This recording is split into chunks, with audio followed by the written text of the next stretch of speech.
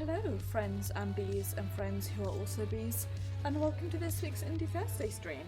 This week we are going to be continuing our playthrough of Higurashi When They Cry, Tatarigoroshi.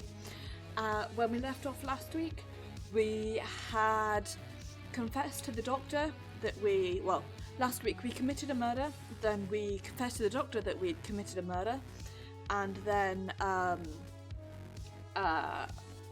in the meantime, two other people got murdered completely separately, at least two, possibly more.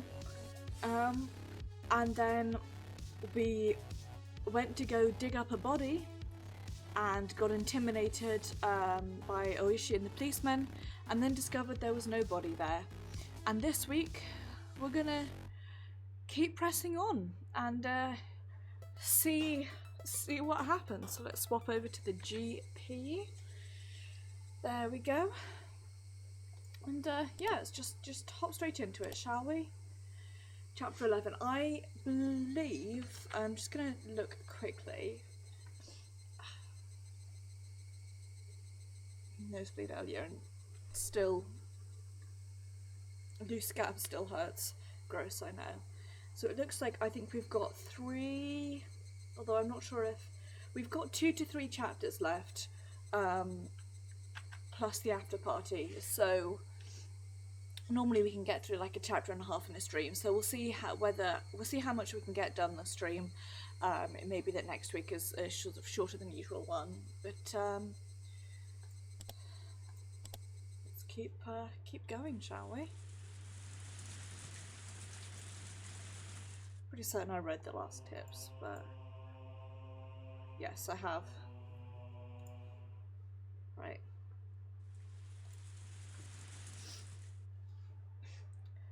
The body wasn't there. The police didn't arrest me because of that, but I didn't know whether to feel happy about it. Just like Steko had said, I'd failed to kill her uncle. The body wasn't there, so I was forced to conclude as much, no matter what strange natural disaster, coincidence or miracle it might have implied. In order to free Steko, I became a demon, and this abnormal world was my reward. Yes, metaphorically, I'd fallen into the demon world. But if that price had been in exchange for the life of Stoko's uncle, then that would have been fine. Since Stoko's uncle was still alive, still shackling her to him, I needed to become a demon once again. One more time. No, as many times as it took. I would kill that man over and over again until Stoko was liberated. The achievement for this chapter, by the way, is witness the final showdown, so I'm intrigued. I'd already awoken. By the way, I'm really sorry throughout, especially for people watching this on YouTube, if you can hear my fan. It is, let's have a look. It's 21C out there, which is 69 nice F, which to many people will not be that warm, but A is pretty warm to me, and B, because I've been inside all day and I've been running my computer all day, it's had plenty of time to really toast up my living room. So I'm boiling, and I turned my fan off just before streaming and immediately was overtaken by heat. So it's back on again. I basically have to have the fan running from about 5 o'clock onwards, otherwise I just die of heat, so. With apologies that you've got the dual background noise of my fan and my computer. I've tried to angle my mic so hopefully it shouldn't pick up the fan noise too much, but you never know. Anyway. I looked at the clock to see that it was early in the morning, just about 5. It was already light outside. Once I'd hardened my resolve to become a demon again, I could feel my whole body teeming with the awakened power once more.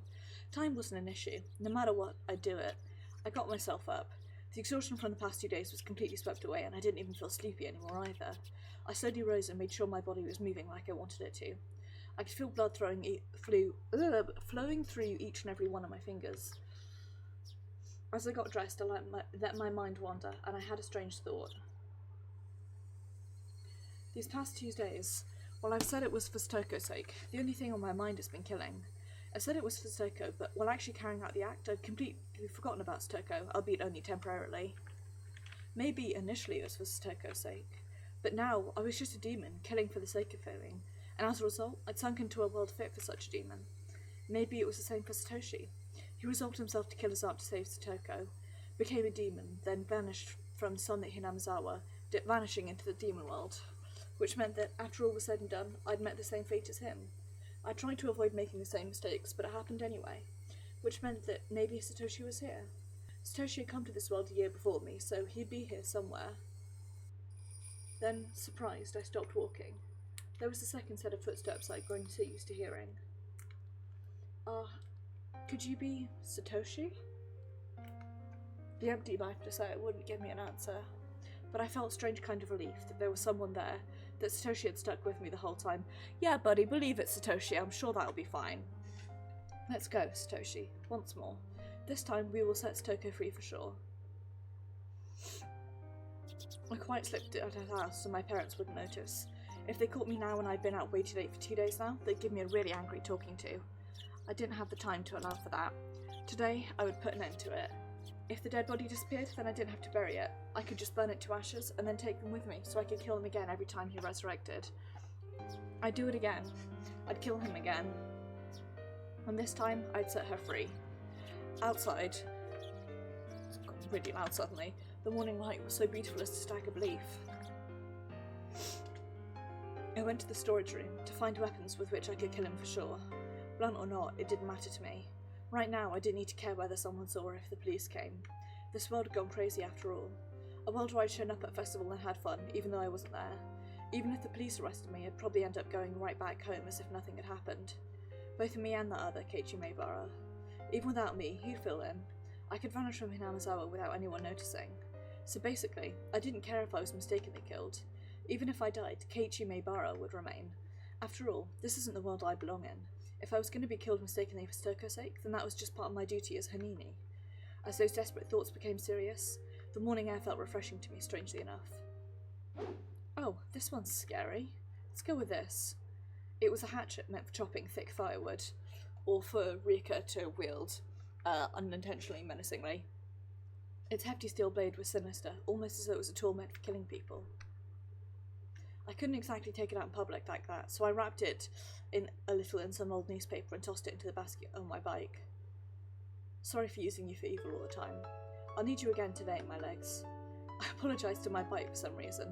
For the past 3 days I've only used it for dangerous things. Been riding this bike ever since I lived in my own town. Could walk most places I wanted to go, so I hadn't used it all that much. My mum had bought it for me when I entered cram school, thinking it'd be a convenient way to get to the station since it was far away, so I'd always used it to get back and forth from cram school. I'd only ever put textbooks and class materials in the front basket too. I'd never tried to put a hatchet in there that I'd be using to kill someone. When I came to Hinamizawa, life finally felt fun. I met the best friends ever and had some of the greatest times ever. Those times might have been shattered now, but it was my greatest wish that I could get them back, even if I had to risk my life to do it. That's how fun those times have been. I killed someone, and now I was at it again, needing to kill someone. Back at it again in Hinamizawa! Murder was a crime. I didn't believe that people should ever think murder was okay, but still, the times I'd had were enjoyable enough for me to commit such a crime. My friends were irreplaceable, and time spent with them a treasure. Hanging out, laughing, sometimes tricking each other, but always in a friendly way. I didn't fear committing any crime, as long as for the sake of taking back those times that gave my heart so much pleasure. Yes, this was a value I decided to uphold. It wasn't something I learned from a school teacher. It was a noble path that I chose for myself. I thought back to when I'd first come to Hinamizawa. About how on the very first day, Satoko would welcome you via a blackboard eraser with a rock in it. That welcome really surprised the heck out of me. She would laugh, get angry, cry. She was never boring. She was obviously the most childlike one amongst us, but she was actually lively, full of vim and vigour, and good at meddling in other people's business. That went for Mion, Reina, and Rika too. Wasn't Satoko the one at the centre of everyone's laughing and banter? Satoko tried to look cool. Then Mion would make fun of her endlessly. Then Satoko would cry, which would put Reina in a state of ecstasy. Rika would be greatly delighted. And I happened to get mixed up in it. We would always fool around like that. It was lonely when someone wasn't around, but if I had to name one for whom it would be the worst, it would have to be Satoko. Her smile was everyone's smile. Ever since she stopped smiling, so did the rest of us. And for the rest of us, not smiling was the same as dying. It was just like when I was silently going to crime school every day, just to maintain my unchanging test scores. So basically, we were nothing when she wasn't smiling. She was full of hot air, but she was our princess, cute and unhateable. In that case, I was her knight, searching for the dragon's castle in order to win her smile back. Knights, of course, use swords, the awesome two-handed kind. I'm probably the only knight in history of the world to be taking someone on with a thick, rusty hatchet. Then I saw an old woman in the bridge of a field waving to me. Oh my, Keiichi. Out for a morning ride, I see. Good morning. I reflexively waved back in a refreshing way. I'm going to turn my fan off.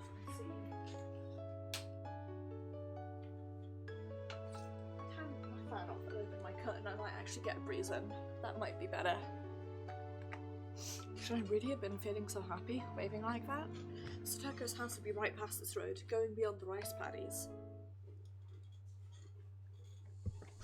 The cicadas had woken up too, and the next thing I knew, I was the audience to their daily chorus. I gave myself a hit or two on the head and drove away in my merry morning mood. I took a deep breath and tilted my head back, quelling my pointless excitement. The body wasn't there. Its absence either meant my killing him had been an illusion, or that I'd killed him and he'd risen from the dead. If I was at the festival, then maybe I should have considered it an illusion. Coach probably thought that way, which is why he treated me like a lunatic. But it being an illusion was just impossible. I killed him without doubt. Without a doubt. If that had been an illusion, then that would make all of the Sinamzawa I was in right now an illusion. If that was the case, then here's how it would end up. I was actually in a vegetative state due to a traffic accident, and I was currently dreaming in a hospital bed about how great it would be to spend time with friends in rice paddies like these. That was a terrifying thought, though. If this was an illusion, then the only possible answer was that he'd resurrected. It would make him a literal monster, or that, Oyashiro-sama hadn't allowed him to die because it wasn't the planned death. But if he was such a monster, then I was no less a monster myself. I didn't hesitate to kill someone, and I could even manipulate curses. Mr. Kano had died probably because I cursed her. Or maybe that was a little much. If Coach and Oishi died too, like I cursed them too yesterday, then I'd believe it. I set my bicycle aside and went to take a look. His motorbike wasn't here. Of course it wasn't. I sent it down to hell that night, throwing it into the Onigofuchi swamp. Or maybe, just like how the corpse wasn't there, maybe the motorbike didn't get thrown into the swamp either. The fact his bike wasn't here might have been because he'd gone to town and hadn't come back, not necessarily because I'd thrown it into the swamp. If Runkle wasn't around and that was convenience on its own, then I'd just show myself in, then wait for him to return, sharpening my hatchet. If he was there? Forgotten sensations came back to my gut. A feeling of tension rose within me. The sensation was like poison, diluting my actions, but it could also be the trigger to allow me to awaken to my superhuman, otherworldly self. I held the hatchet, still wrapped in newspaper. Its weight in my hands was profound, sinister and reliable. I didn't know what time it was without a clock, but it was probably still a little before 7. Satoko would probably be awake, preparing breakfast and her lunch, but Runka would probably still be wallowing in indolence. A guy like him would probably have stayed up late drinking and probably always slept in until noon. Considered ringing the doorbell and having Satoko open the door for me, but if Runka woke up at the sound, I'd waste my chance of him still being asleep. If Satoko saw me sneaking inside without ringing the doorbell, she'd be surprised. If I ran into her, what would I say? I've come to kill your uncle for you, so stay quiet? No, I couldn't do that. That'd be like making Satoko responsible for his death. Be quiet and go wait outside? Maybe that would do it. How would Satoko react to that? She'd probably try and get me to give up on killing him. I'd have to lie somehow to get her to go outside. Satoko didn't need to know that a murder was going to occur in this house. I couldn't quite think of a good lie to tell her, but I couldn't do much just standing around like this. I made up my mind and grabbed the doorknob. Then slowly turned it, and pulled. It wasn't locked. The gap between the door and the wall grew steadily larger. The chain wasn't even on. The oppressive smell of life in Stoko's house hit me. At the entrance, there were a few pairs of shoes and sandals. I couldn't tell whether he was here or not just by looking at them. I could hear a television on somewhere. Yikes! Yikes! The television was in the messy dining room. There was food scattered about the table, giving an impression decidedly different from a happy family's mealtime. Meals were for eating food while thanking the person for making it, meaning whatever occurred in this dining room wasn't a meal. Nobody in sight. No sign of anyone either. But with the television on, he must have been close. Could he have anticipated my coming and be hiding, waiting for me? The tension I felt was so thick, so tight, that I thought it would choke me. The newspaper wrapping the hatchet's thick blade didn't hamper its power at all. I tightened my grip on it, then very carefully took a look around. Where had those peaceful feelings when before I'd arrived here gone? Even the sound of sweat bubbling up on my brow got on my nerves. Sound of sweat?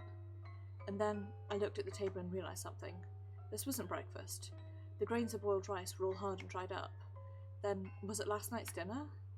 I left the dining room, keeping vigilant, went down the hallway and found the stairs to the second floor.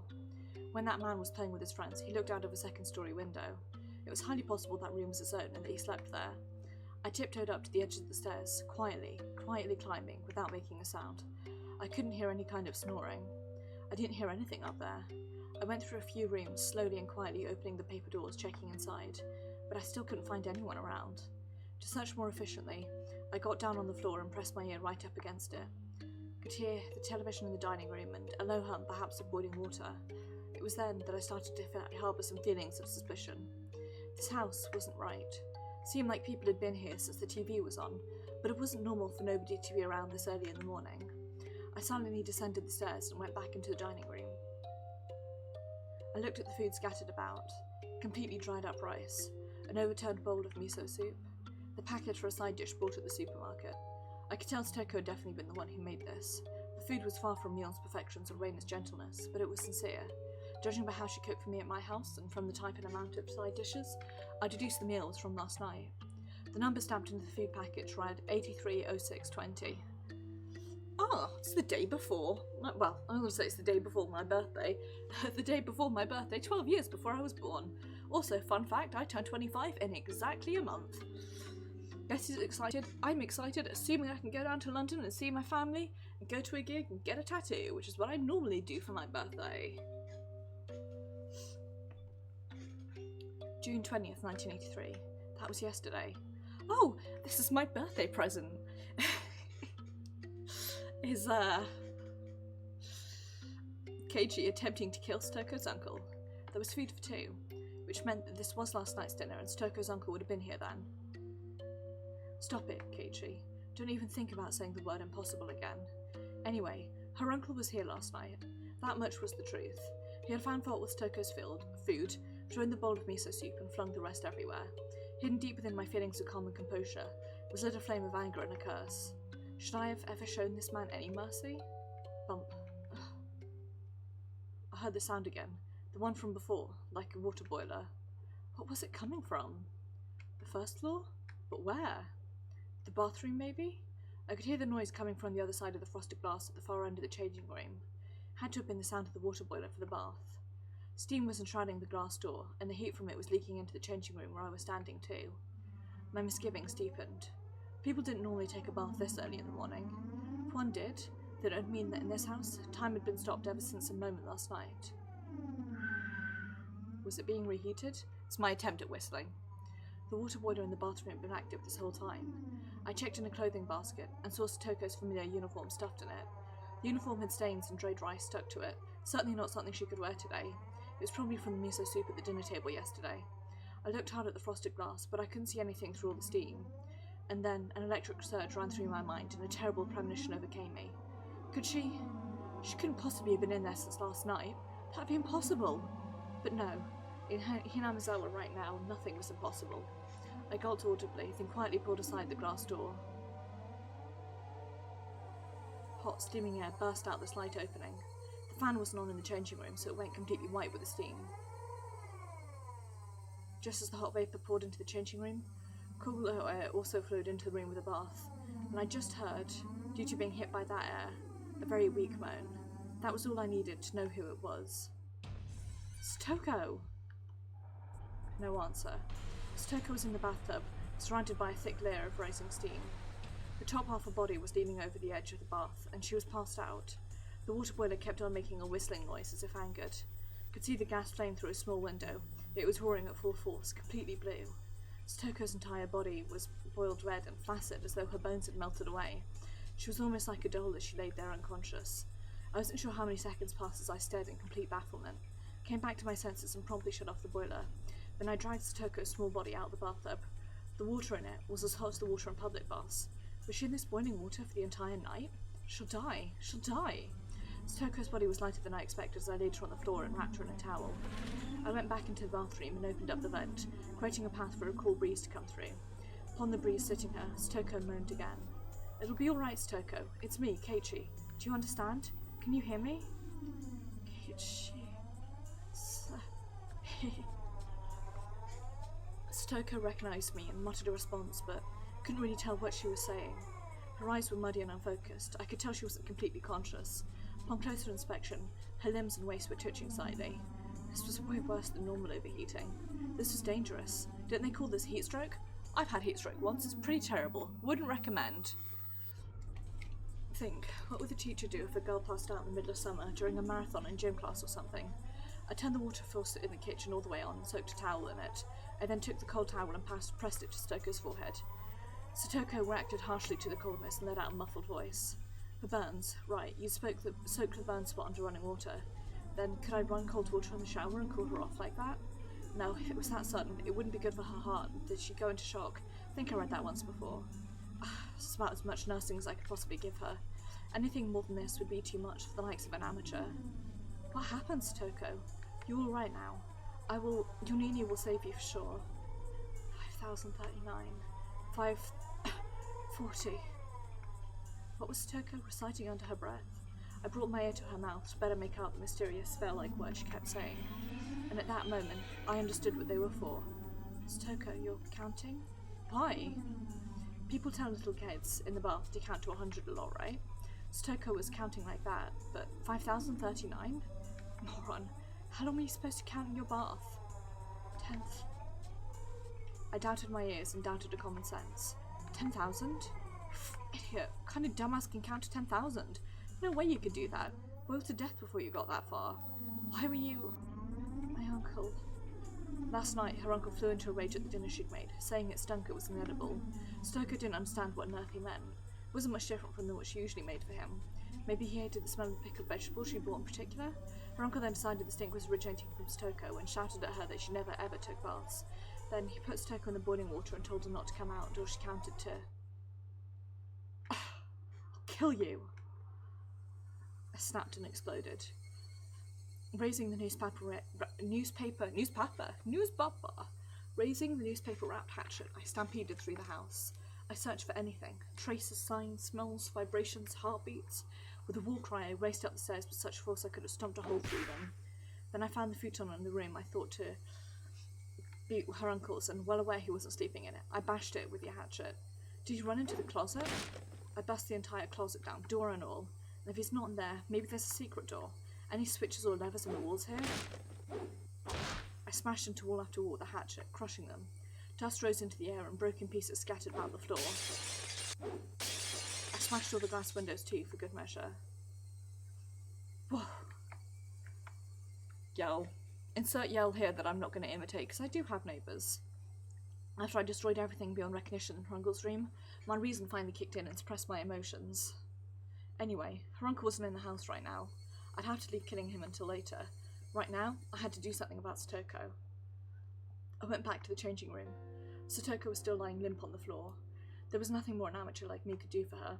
I needed to take her to the clinic. Coach had treated me like a lunatic yesterday and tried to lock me up in a mental hospital.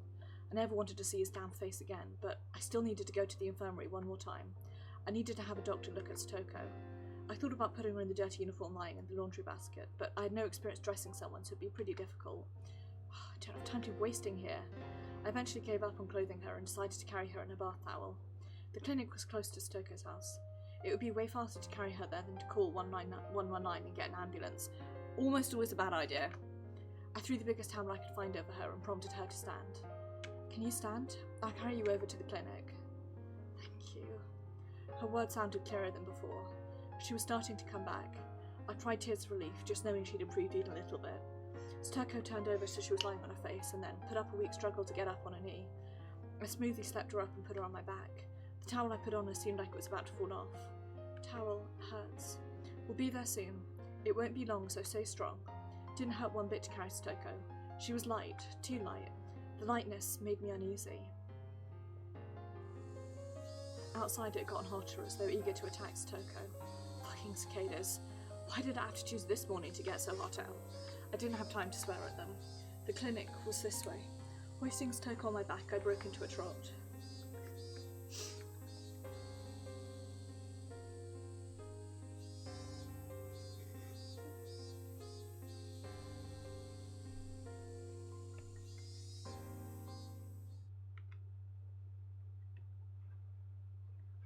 The hilly road to the clinic, with which I'd never had difficulties before, was now torturous. Big beads of sweat formed my brow, and at some point my breath had grown faint. The hatchet in my belt was heavy and made it hard to walk. I considered leaving it, but I couldn't let it go, at least not whilst Toko's uncle was still breathing. The signboard for the Irie clinic came into sight, but I quickly noticed something was odd, so I stopped. Several red revolving lights were flashing at the clinic. 3 police cars were parked in the parking lot with their lights on. There didn't need to be much else to inform me something had happened. I didn't want to see Coach, so I planned to leave Toko in the clinic waiting room and give the receptionist a message. But with a police officer Oishi here, I couldn't go inside so carelessly. What's going on? Why are there so many police cars? I gently put Toko down in the shade of the thicket. I don't know. I'll go see what happens, so you stay here for a moment. Leaving a lady in a place like this, wearing nothing but a bath towel? Simply unforgivable. If you can still fire off those insults, you'll be fine. I'll be right back, I added, getting to my feet. Cautious of my surroundings, I hid myself behind a car and got close to the officers grouped at the clinic's entrance. I overheard an officer wearing a necktie, probably their leader, and a white-robed doctor having a discussion about something. The doctor didn't seem to be Coach. It was one of those who Coach told to make the tea yesterday. So you were the first to find it, since you were on morning duty? So then, what did it look like? He was sitting on the sofa in the head office. It looked like he was taking a nap. There was a jug and an empty bottle of sleep medication on his desk, so he immediately thought he tried to commit suicide with it. What else? His high temperature and dilated pupils indicated a severe disturbance of consciousness. It seemed like a typical case of sleeping pill poisoning, so I immediately began to treat him. Without calling the police or an ambulance? This is a hospital, and I'm a doctor. Since his life was in danger, it's my job to treat him at once. Yes, I understand. Okay, what else? His breathing was in disarray, so I put him on a respirator. I also administered breathing stimulants. It had no effect, so I prepared a medical ventilator and... Right. So in other words, you did what you could, but it wasn't enough. That's it, right? You reported this as soon as he died? Yes. It was very unfortunate that we were unable to save him. Just then, a radio in one of the police cars started to buzz, producing a broken mechanical voice. This is HQ? Mr. Komiyama, can you hear me? Over? Hello, this is Komiyama. We've come up with something. It looks like he committed suicide with sleeping pills. No notes or anything. Suicide? The heck were they talking about? Somebody committed suicide at the clinic? But who? I wished Mr. Kano dead, and she died the next day. And yesterday I wished Coach was dead. Then, could he have... Did he use sleeping medication regularly? I don't really know. Did he normally complain that he was tired or wanted to die? Well, Mr. Irie was normally so well himself. Never acted like that. So I was right. Mr. Irie? Dr. Irie, I should say. They were talking about Coach. Coach killed himself. Why would he do that? Couldn't have been any reason he wanted to die. The only reason that came to mind was that I wanted him dead. This world was insane. If I wanted someone dead, they'd die. That was the kind of world this was. Then what about Oishi? What happened to him? If people really died because I wanted them to, then something should have happened to him too. I've sent you back up. The chief wants you to leave the rest of them and get back to searching for Oishi's car. Yes, sir. Please excuse me then. It looks like we're getting relieved here, so please leave everything as it is right now. Alright, let's go. The officers nodded and split up into the patrol cars. Did they just say searching for Oishi's car? Searching for his car? That meant he'd gone missing? Mr. Kano, Coach, and Oishi. When I wished for it, the very next day, they disappeared? No matter how angry you were when you said you wished someone was dead, it didn't normally happen. Everyone knew just wishing for it wouldn't make them dead, and that's why people could utter such curses so lightly. But the curses I uttered were being granted. At the time, I hadn't even been walking, and yet, tap, I heard a footstep. And it wasn't only one this time. Tap, tap. They came from behind. They stood right behind me, reaching a hand for my shoulder. Would you mind telling me what's going on? Oh, Stoko? Don't scare me like that.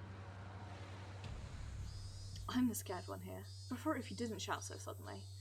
It was Stoko. Her eyes were still unstable and focused, but she seemed able to at least walk on her own now. She looked far better now compared to her earlier exhausted state. How do you feel? Are you better? My head still hurts, but I can't stay outside looking like this forever. She gave a smile to show courage, but her legs were still shaky. Anyway, what on earth is going on?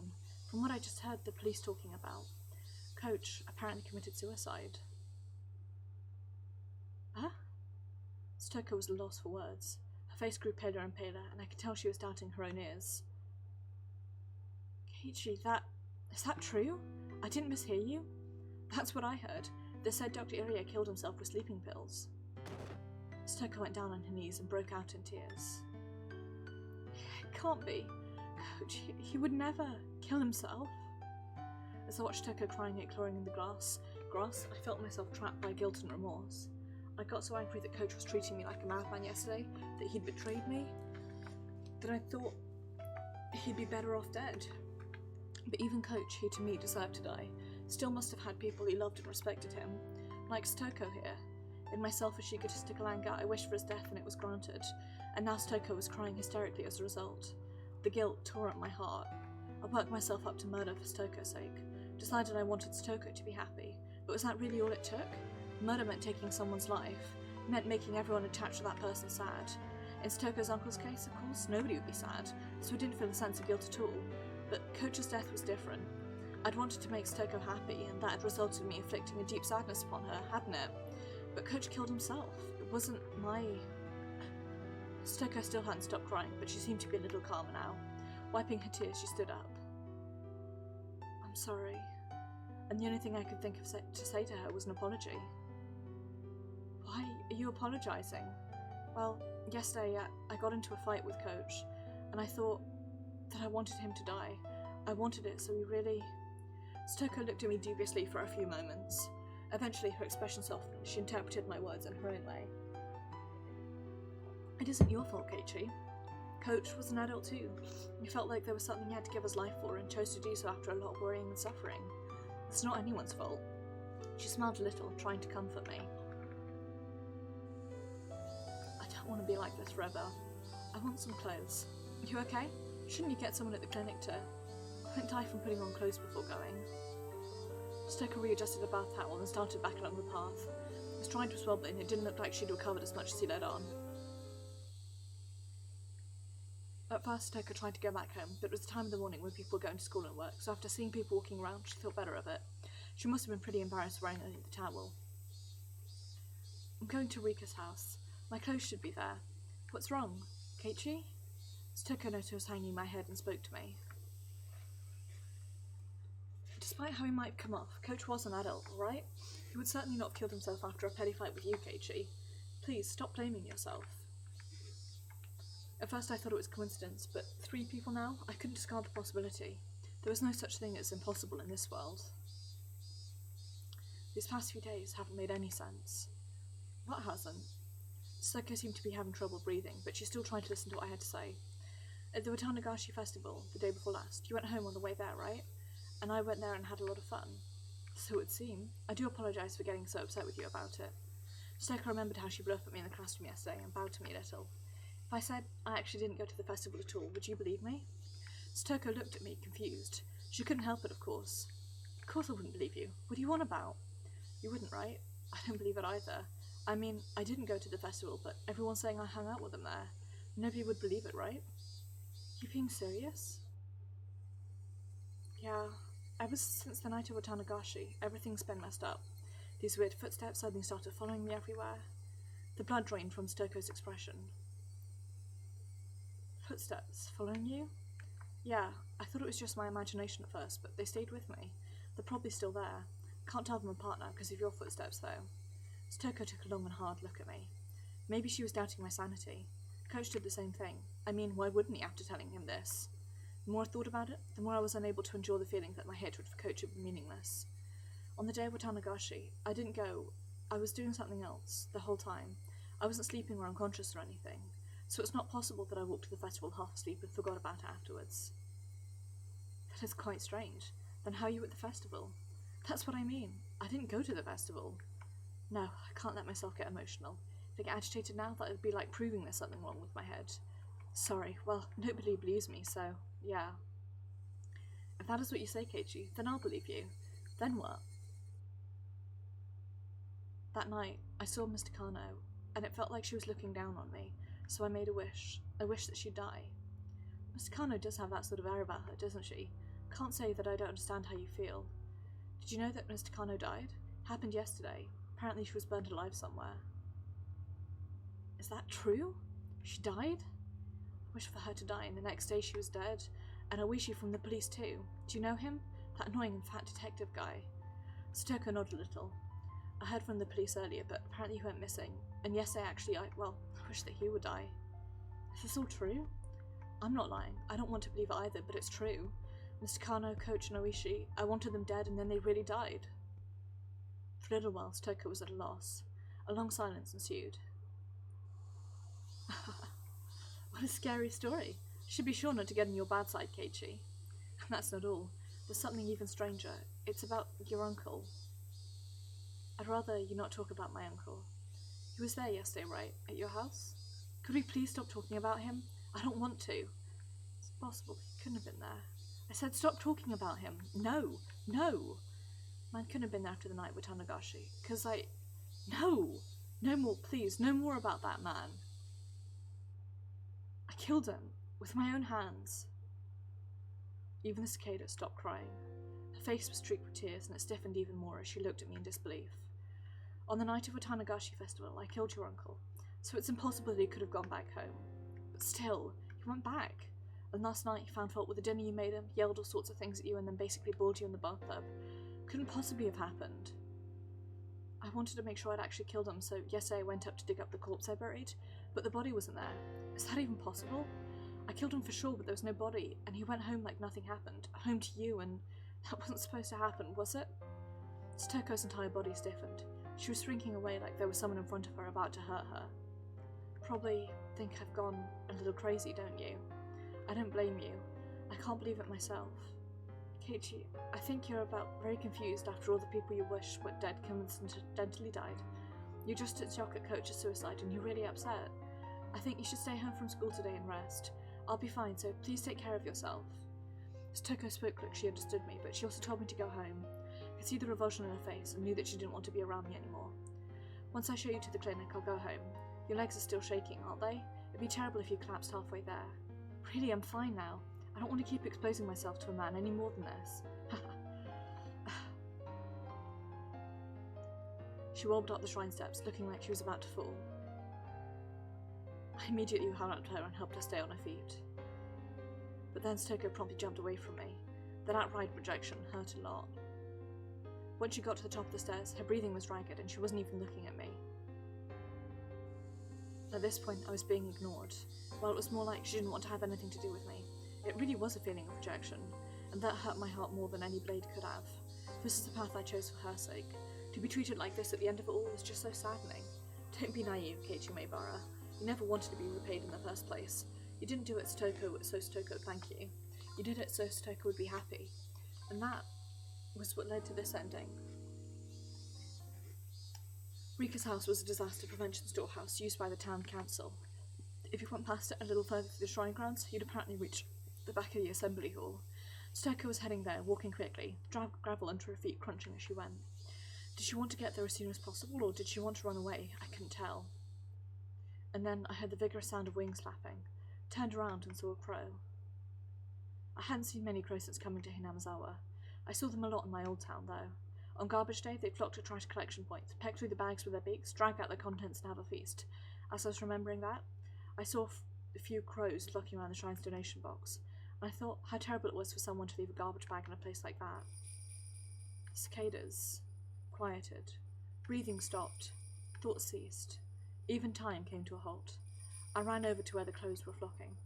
I ran there in order to drive a horrible idea out of my mind. Definitely hadn't wanted this. There's no way I did whatever, wish for this even by mistake. This wasn't... No. Absolutely not. When they noticed my vicious approach, the crows all flapped upwards, fleeing into the sky. When the crows' big black bodies flew away, they exposed the garbage bag. What had I seen there? A scream had escaped from my throat before I understood what was I looking at. What was this? Satoko came over as well, realizing something had happened, and she looked over my shoulder, then she screamed as well. This wasn't... The garbage bag was crimson, dyed in fresh blood. Enough of the stupid roundabout way of saying it. That's right, yes. It was Rika, our friend, Satoko's best friend. Always easygoing, clever as a cat, but so cute you couldn't hate her. Our friend, Rika. Rika was stark naked. She was face up and sprawled. Her eyes were like glass, just staring up into the sky. And... Rika! Stoko broke down crying on the spot, and yet she still couldn't approach her friend's remains. The crows had gotten through the garbage bag and they dragged out an apple peel and spread it all over. No. Crows, they couldn't do this. On the spot, I started vomiting. The sour taste became a bitter one as I threw up over and over again. Rika,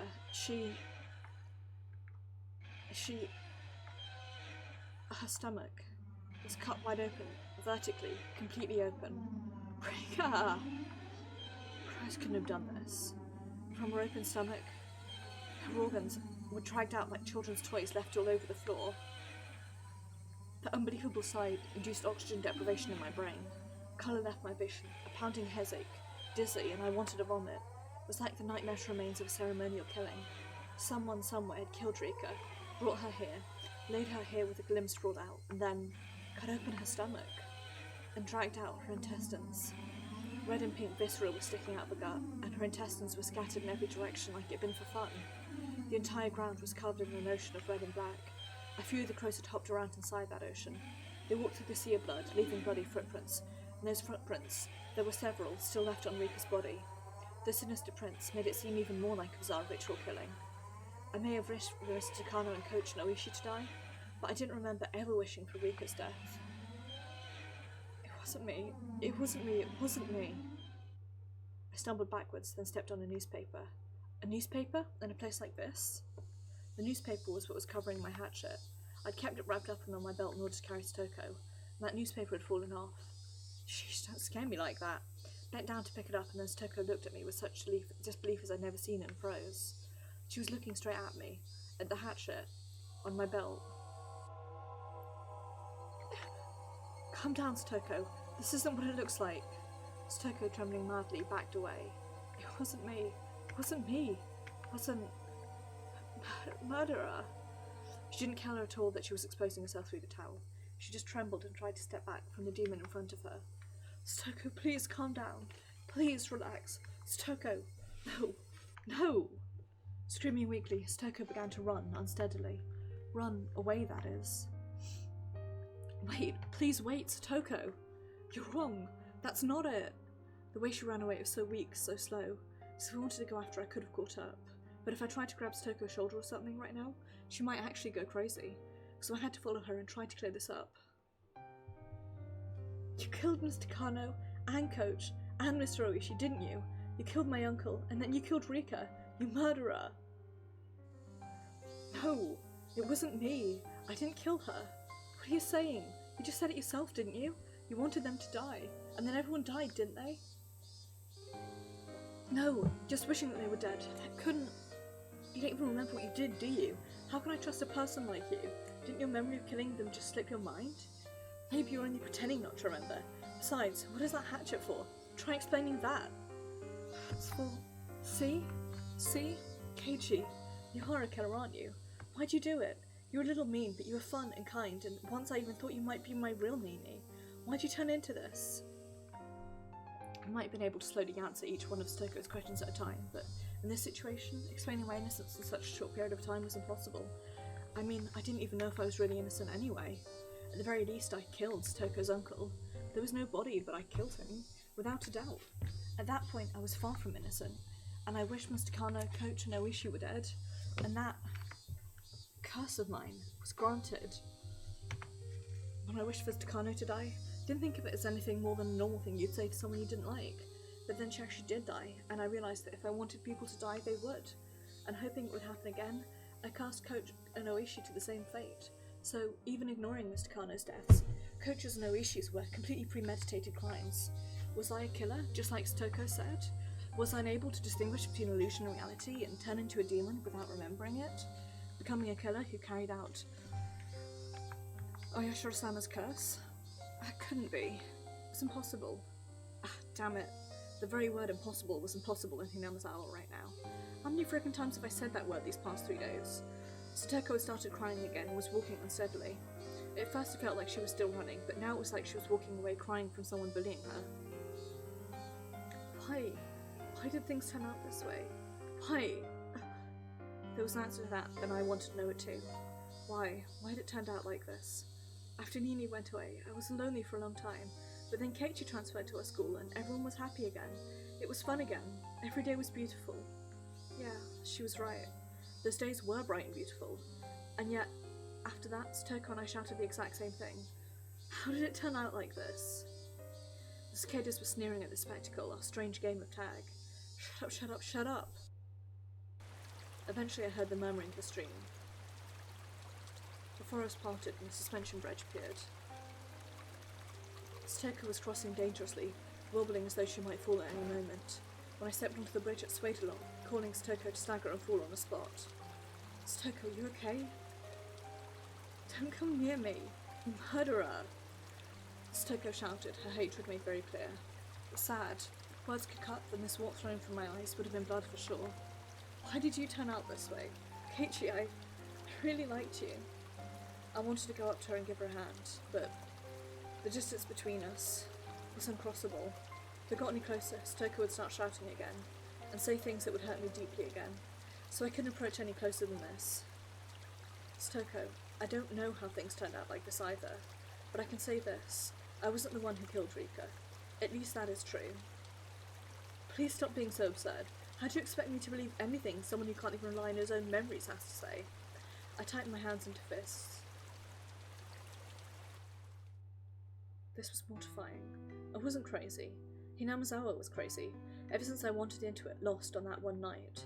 This insane world where I was at the festival when I wasn't, and the uncle I killed was alive, where death would just come by wishing for it. It was this world's fault.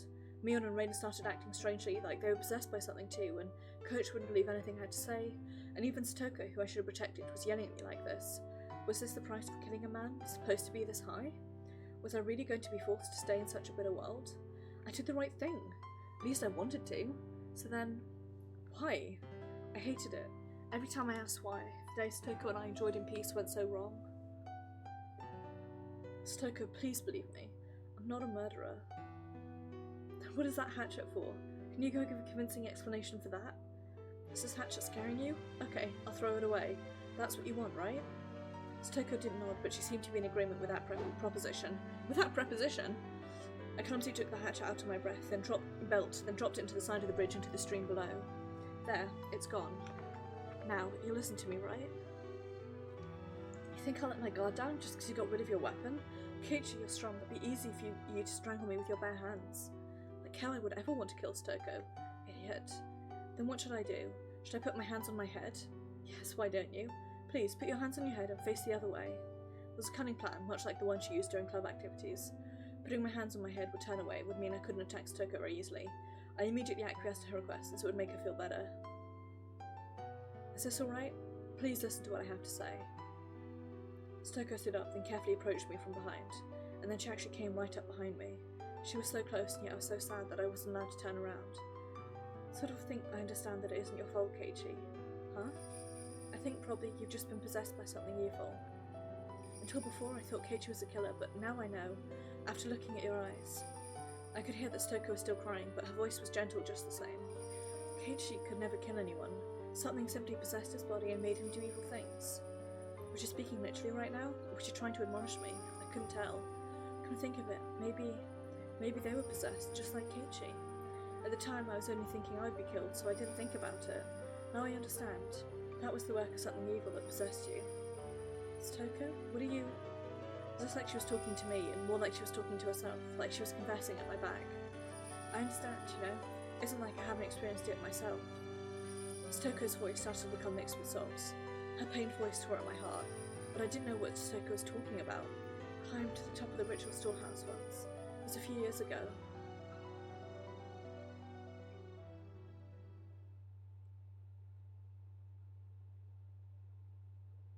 Once, when Stoko was playing hide and seek at the shrine grounds, she climbed onto the roof of the storehouse for ritual implements which everyone said not to go near and hid. Then Stoko saw that she could get in through a window meant for ventilation. For Stoko, the word curse was plenty scary, but she was more curious about what was inside the unknown storehouse. She removed the grating on the window, which was already hanging off, slid her small body into it, and climbed down inside. It was too dark to see much, but after descending, she realised just how high up she'd been. Despite the darkness, she could see a few things around her, thanks to the faint light coming in from the air window. To disappointment, it was just a regular old storehouse. She tried to leave, but the door was locked up tight from the outside, and it was made not to open from within. She would have to go back out through the ventilation window she'd come in from, but the window was high on the wall, and there was no way she'd be able to climb back up. Soko desperately tried not to cry, and racked her brain thinking of a way to get up there. There were a lot of birdcage-looking things hanging by chains from the ceiling. She took the hanging chains and strung them along the wall. If she climbed at a bundle of chains, she might be able to manage to climb up to the ventilation window. There was nothing else she could do, so she had to try. And try she did. It was dark and creepy, and she didn't want to stay there forever. The more she thought about that, the more she panicked. She climbed the bundle of chains. Soko could hear the clinks and clanks of everything creaking under her weight. And then, just as her hand reached the window, one of the metal fixtures she'd used to stick the chains in the wall flew off, and the chains all began to pull loudly and furiously every which way. Spurred on by the sounds behind her, she managed to get back onto the roof from the window. Because of the weight of the flailing bundle of chains, the other fixtures broke, and then one of the big bird cages hanging from the ceiling fell to the floor with a huge noise. Under it was an image of Oyashiro-sama, his vessel, and the cage took off one of the arms, then trapped some of the other implements beneath it. It didn't take very long for her to grow scared of what she'd done. Is this why she's being punished? Because of this? The deafening noise could be heard from the rest of the shrine grounds. A few other children heard it and gathered around, and of course Rika was one of them. Then Rika's father, the shrine priest, with an angry look, ran over. Then, as for what happened next, it was painful to remember. The only one who knew where Rika's parents kept the key to the ritual storehouse was Rika, so he scolded her, saying that this happened because Rika pulled a prank and hid me in there. He was very angry and menacing. Just looking at him was enough to frighten anyone. He exposed Rika's back, took a strangely shaped ritual cane or something, and struck her with it several times. Rika's words at the time, "It wasn't me, it wasn't me, I'm sorry, I'm sorry." That pitiful voice. Still can't get it out of my head. I should have said it was me. I should have said so, to save my best friend from that false accusation, without being afraid of Rika's father's terrible temper. Rika gritted her teeth and cried at the crime she didn't remember doing. Ever since then, the world had been strange. I know, I understand. This is Oyashiro-sama's curse, his judgment for messing up the ritual storehouse and forsaking my best friend. Oyashiro-sama's curse? My father and mother too, they vanished in that muddy stream. My mean aunt died too, then Nini, who loved me more than anyone, ran away from home. And then Keiichi transferred in, and I thought I'd finally got my fun life back, but this time Keiichi was possessed, and even Rika got killed. Something I heard once. Oyashiro-sama, when he really curses someone, he doesn't kill them right away. He goes in order of your closest friends, and after killing them all, he kills that person last. So Keiichi, the curse got you too. I'm sure that Reina and Mion will be cursed next, and then they'll kill and be killed. No more. No! Calm down, Toko. There is no curse. Nobody's trying to torment you. When I turned around, I was thrust away with amazing force. Given my hands were awkwardly placed on my head, I couldn't take the fall and lost my balance, and I'd been pushed not onto the bridge, but to the side. Towards the stream. This can't be happening. At one last miracle, I was allowed to grab a cord hanging from the bridge. Far below me was the stream. We were pretty high up, and below were rocks of all sizes. If I fell, it clearly wouldn't be pretty. The entire bridge was tilting under my body weight. Badly built bridge. My frail little rope probably wouldn't last a minute before my fingers had to let go. Stoko! Stoko! I didn't understand myself what I meant by shouting her name then. Was I asking her to save me, or was I asking her why she did this? Finally, everything came back into focus, and I saw Stoko. I was surprised at what an odd expression she had. It was the first time I'd seen her. It was an expression of righteous anger meant only for those who needed to die. Yikes! Die, you murderer! Give him back! Give back my Nini! Give back Rika and Mami and Keiichi!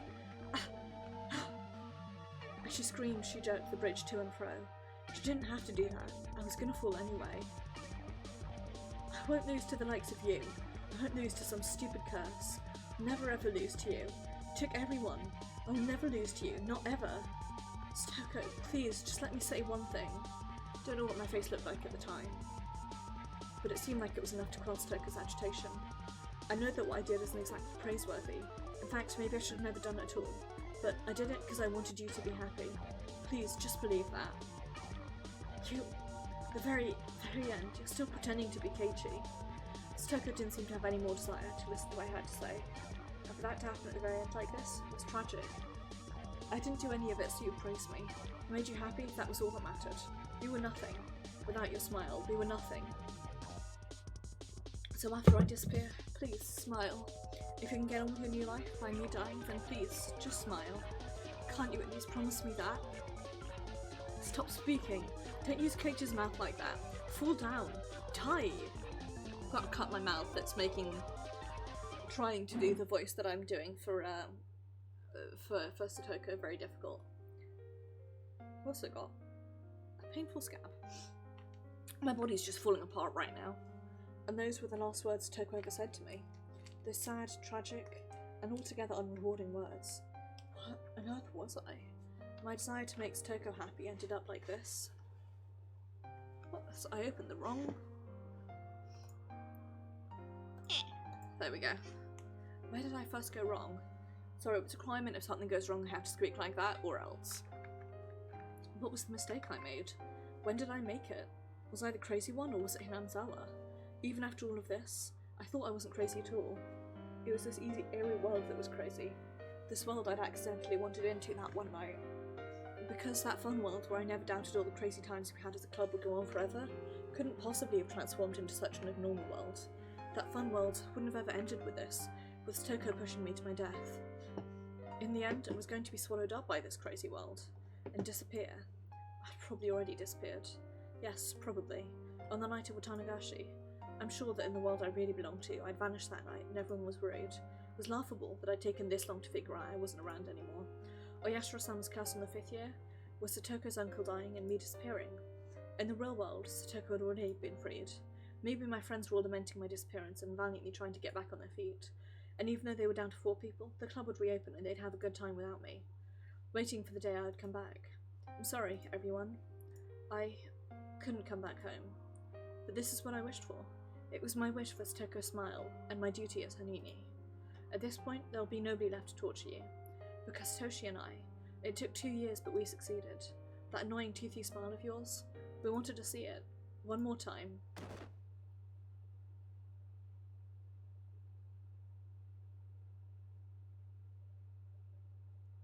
My pain wasn't gentle and merciful. It was a sharp pain, violent, powerful and ruthless. The little compassion I had receded in the span of a moment.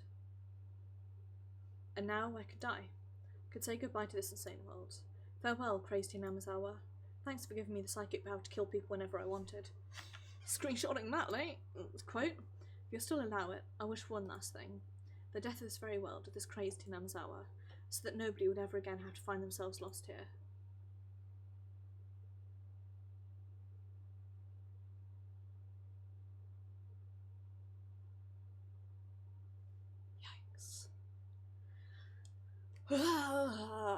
Carter's Connor. Folks. I didn't clap then. Folks. There we go. It was a shitty clap, I'm sorry, I'm not going to do a loud clap. Ooh. The icon for this one is a towel. Fuck me. Oyashiro-sama.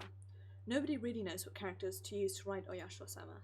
Knowing this is hard partly because depending on the time period, he has been called with various titles, with subtle changes to his name, and nobody knows the real one. The only thing all time periods agree on is that the 4 syllables Oya, Shi, and Ro are always used. There's a theory stating that the shrine, or Yashiro, dedicated to Oyashiro-sama itself became an object of worship, and that people began calling it Oyashiro-sama, or Lord Honourable Shrine, but this doesn't make a bit of sense. Don't know whether this is related, but people say the Furude family, the most respected bloodline in terms of worshipping Oyashiro-sama, actually inherited his blood, and that in the legend the Furude family passes down, if 8 generations in a row the firstborn child is a girl, the 8th daughter will be a reincarnation of Oyashiro-sama. If we go by this legend, the characters used for Oyashiro-sama's name should be Oth, Honourable, Ya for 8, and Shiro for generation. These character assignments are simply something I thought up. There's no way to verify it. If this is true, then Oyashiro-sama would have been named as such under the assumption he would come again. Second coming of an object of worship can be seen in several religions, so this isn't unusual, but a few of these religions call the second calling of the coming of their object of worship a day of judgment or something along these lines, and we must not forget they mean it to be the end of the world. Rika Furude, pampered and loved dearly by the elderly folk in the village. Rumors say she's the 8th generation and Oyashiro-sama. Do not know the family tree of the Furudes, but at the very least I can confirm that for the past 2 generations, the firstborn child has been a girl. That would imply that the reason she ostensibly was like willing to cover for us last year was because of that last game rather, but she still died, which Rika Frude watches over Hinamizawa. If the village were to lose protection, what would happen? Would peace between man and demon be lost? Would it once again create a hellish landscape where man-eating demons run rampant? A gruesome feast of the demons, he suddenly remembered how delicious the weak humans were, who could only cry, scream, and run for their lives. What would that look like? Just imagining it is enough to make my heart pound with excitement.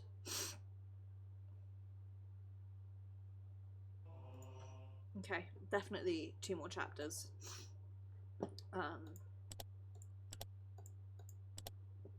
Because normally that would be the last tip. So, on to chapter 12. And the achievement for this is escaped at last.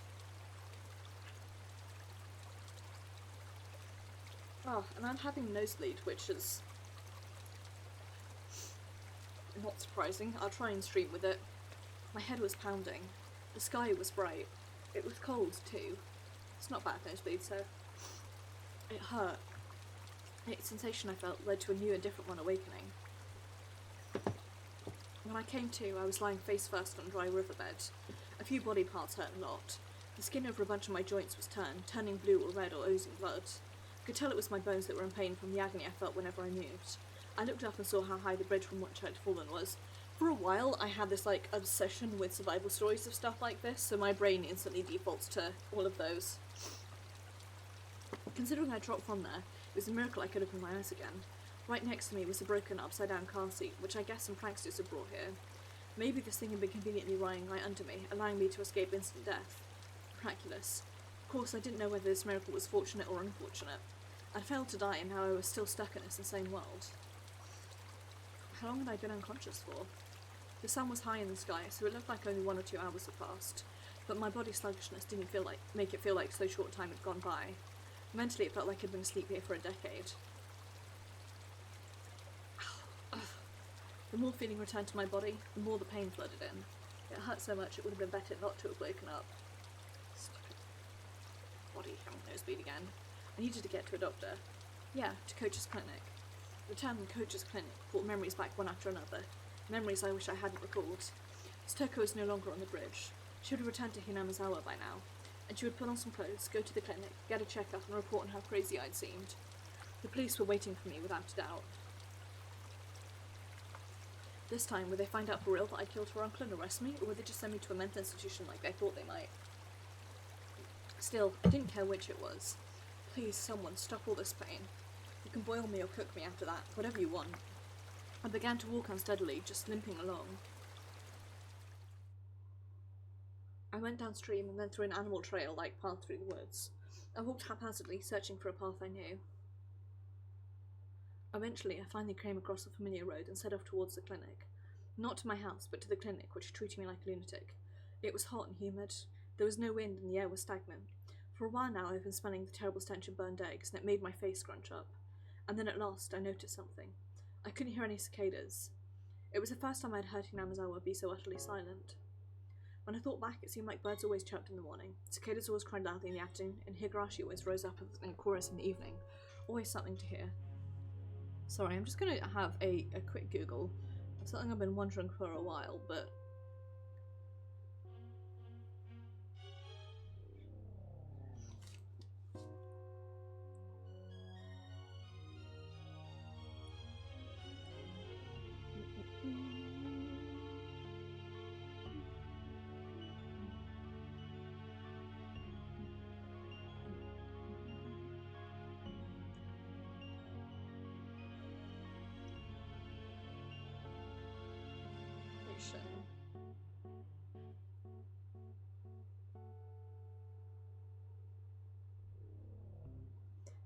Seems to be translating, I suppose maybe if you've got like night cicadas.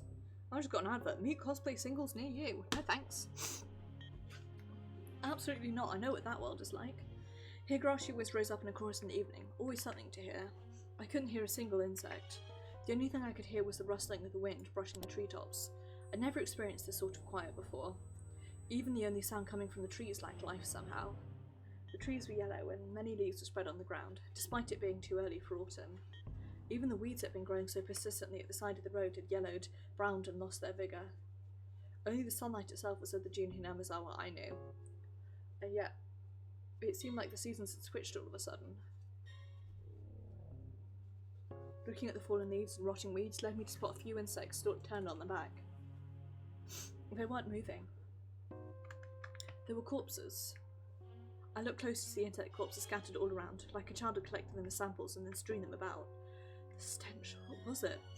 It was terrible, like burned eggs. Combined with all the bug corpses and leaves falling from the trees in summer, someone sprayed herbicides or pesticides around here? Even at school we apparently fumigate. They call it pest disinfection or something once or twice a year. I hadn't run into anybody despite how bright it was outside. It was mid-afternoon, yet it felt like I was sauntering about at midnight. With all the smell, nobody would want to be walking around outside. Just what was this, anyway? There was no sound, no noise, not even a breath. Hinamizawa was silent. The school would come into view, right after turning this corner, and yet I couldn't hear any commotion at all. None of the shouts or grunts that children always made. It was simply quiet. Just as pretending to ignore the silence had grown intolerable, I saw the school. And finally I heard something. It was the sound of a few trucks. There were a few very tall trucks parked in the schoolyard, idling. About 10 workers in raincoats were unloading things from their trunks. It was hot and humid even in my casual clothing. I couldn't imagine how unbearable that must have been. And then I remembered. Our school was rented from the Forest Service office building, wasn't it? It wasn't strange at all for Forest Service trucks to be doing some kind of work in the schoolyard. Besides, what do forest rangers do anyway? I felt bad for them having to work in such heat, with such a stench about.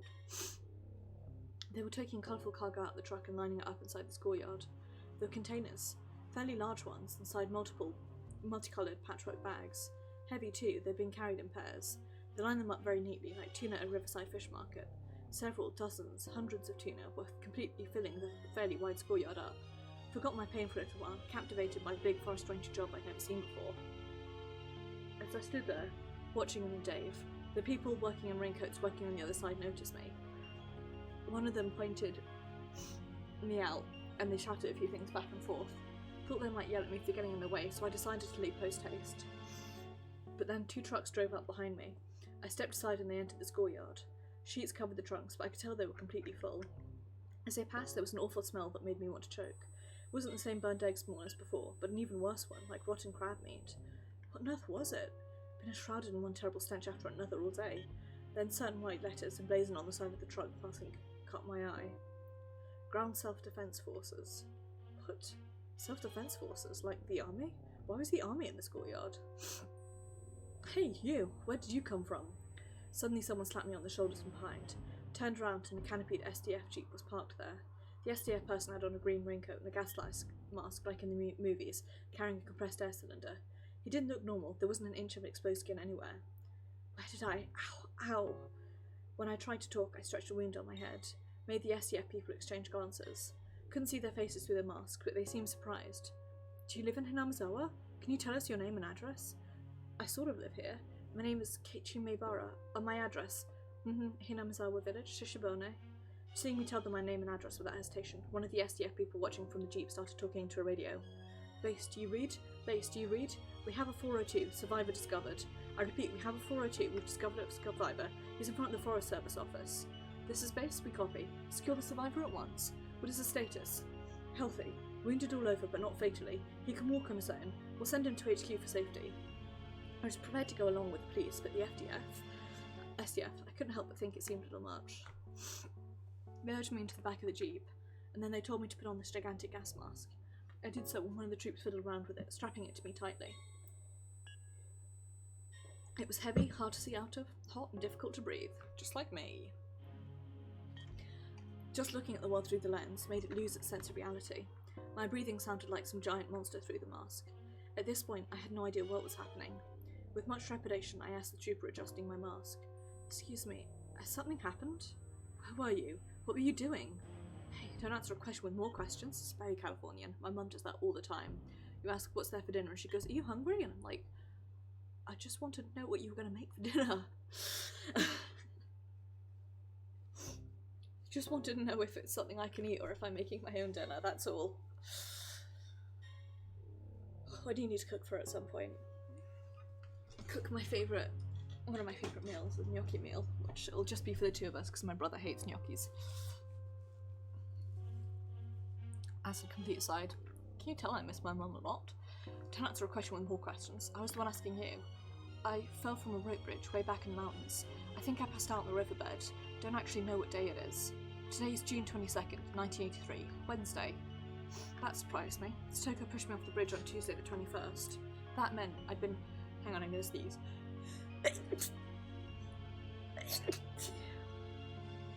Have you ever sneezed while having a very slow nosebleed? It's not great. A 0 out of 10 would not recommend trying to sneeze while also not getting blood everywhere.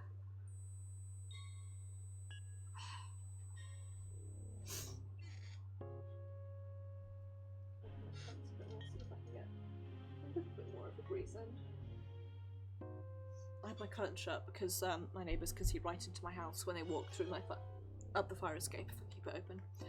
I've been asleep on that riverbed for an entire day. Forgive me for asking again, but did something happen? Why is the STF here? Is this a drill? And my question been that difficult for him? None of the troopers would answer me. The one in the driver's seat, talking on his own radio, turned on the vehicles. He turned on the dial and some broadcast station or another came in. Started to listen to the voice of radio announcer I was familiar with. It was conducted at the Prime Minister's office.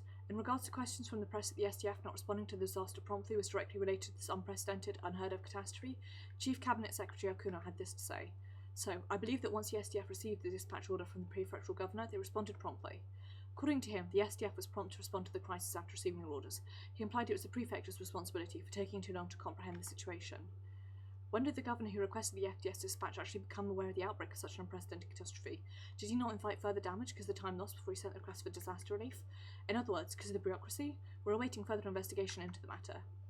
That was Mr. Okada reporting from the Prime Minister's official residence. At this point, we can take another look at the political response following the disaster.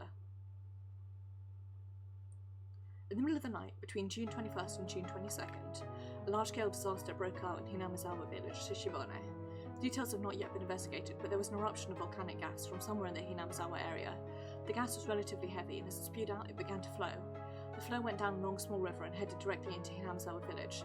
After a few hours, it covered the entire region. It happened in the middle of the night, 2 o'clock to 4 a.m. Every home and household in the village was afflicted. Most of the residents asleep, but it saw that all died without noticing the crisis.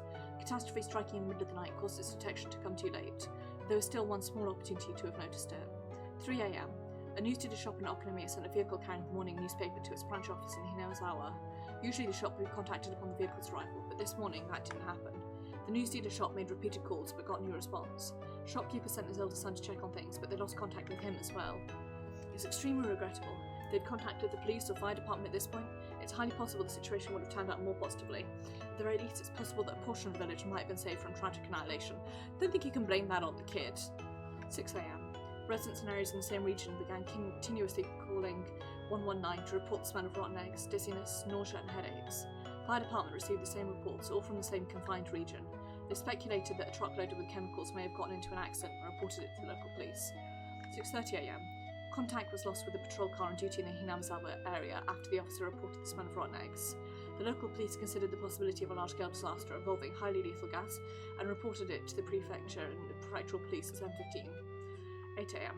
Governor was travelling to a nearby prefecture for inspection, so in accordance with regulations, the prefectural environmental disaster prevention chief was provisionally escalated to Director General and set up a disaster countermeasures office. Without contacting the governor, countermeasures came too late. As has been recently pointed out by citizens groups, his trip with honorary Diet members to inspect other prefectures was based solely on good relations, and it's rumoured that he preoccupied themselves with the drinking party. Sources close to him claimed the governor had been drinking one night and had gone to sleep in a drunken state. He was completely drunk when the environmental chief phoned him as well, and apparently he could not get him to pay any attention to the matter. That's relatable. So it took about an hour for the governor to sober up, gain an understanding of the situation and gather information. But not as extreme as the governor's case. The environmental chief, who became Director General in the governor's absence, will likely also be questioned about his negligence. In addition, without any procedures in place on the prefecture side that predicting catastrophes is massive, they would always react too late, and that ended up being fatal. 9:12 a.m. On the advice of the prefectural police, the governor requested a disaster relief message from the SDF. By the time the Chemical Defence Unit, equipped with protective equipment, arrived on the scene, 8 hours had already passed since the incident's outbreak. Whatever the case may be, it was unfortunate that this happened while everyone was sleeping in the middle of the night. Had the same disaster occurred during the day, it would likely have been completely different. All households in the Hinamizawa village region were wiped out. There are over 1,000 victims. The SDF is still confirming the situation on the ground, but the results are predicted to only increase that number. Here with us in the studio today is Dr. Fujiwara, a professor at blah blah University who's rather acquainted with volcanic disasters. Doctor, can such a sudden and horrible outburst of poisonous gas actually happen? I believe it can. I believe I read something about something very similar, but it's only happened... The thing I'm thinking about that I can't remember the name of has only happened like once or twice.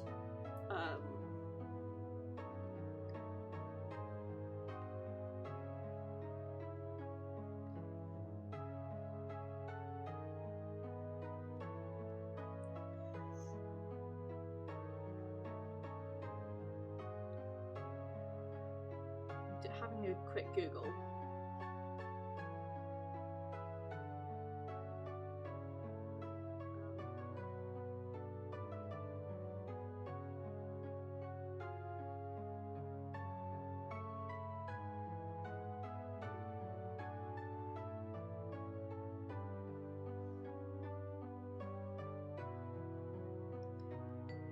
Sorry, I'm getting distracted because I need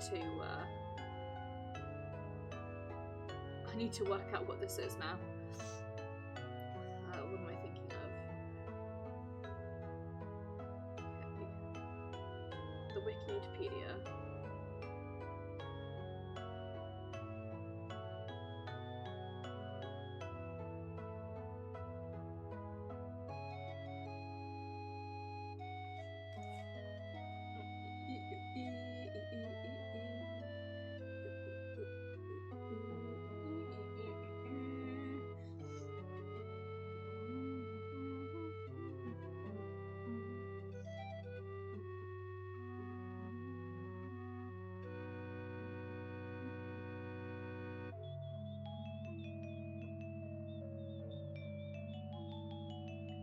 Limnic corruption.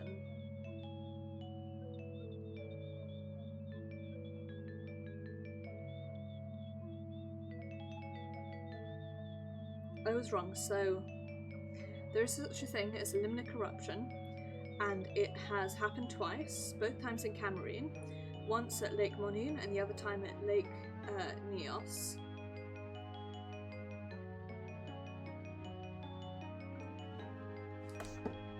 I knew I'd read of something similar. Sorry for the distraction there. Can such a terrible an outburst of poisonous gas actually happen? It isn't actually at all unusual for this to happen right around craters, at least. Japan is a volcanic nation, and so is many active volcanoes. There's always a danger of hazardous gas around any of these craters. It's generally a rule among mountain climbers not to go near them. Does this mean the rotten egg smell that visited Hinamizawa village was the sort of normal gas from volcanic craters? Judging by how it smelled like rotten eggs, we think it was hydrogen sulfide, a gas you particularly frequently in accidents compared to other volcanic gases. If it's dense, it becomes extremely dangerous. Hinamizawa village is very far away from the craters of any volcanoes. Can hydrogen sulfide be generated even from a place not close to a crater? Don't know all the details, so I can't say anything concrete, but in other countries there are records of gas eruptions due to magma build-up under hot springs. It's an extremely rare event, but it is possible for such a thing to happen even in a region not near craters. Thank you very much, Doctor. We appear to have an announcement from the Japan Defense Agency. Miss Morikawa, are you there? Yes, I'm at the Japan Defense Agency. The agency has just made an announcement regarding the source of the Hinamizawa village gas disaster. Analysis from the Ground Self-Defense Forces Department of Chemistry has found the gas was a mixture of carbon dioxide and hydrogen sulfide. Miss Morikawa, do you know whether the gas is still erupting or spreading to nearby areas? According to the SDF's 9th Division, who are currently engaged in a rescue operation at Hinamizawa village, gas density is steadily decreasing. They've announced the village will not spread. However, it does not change the fact that surrounding areas are still in danger and that a very strict observation must be maintained.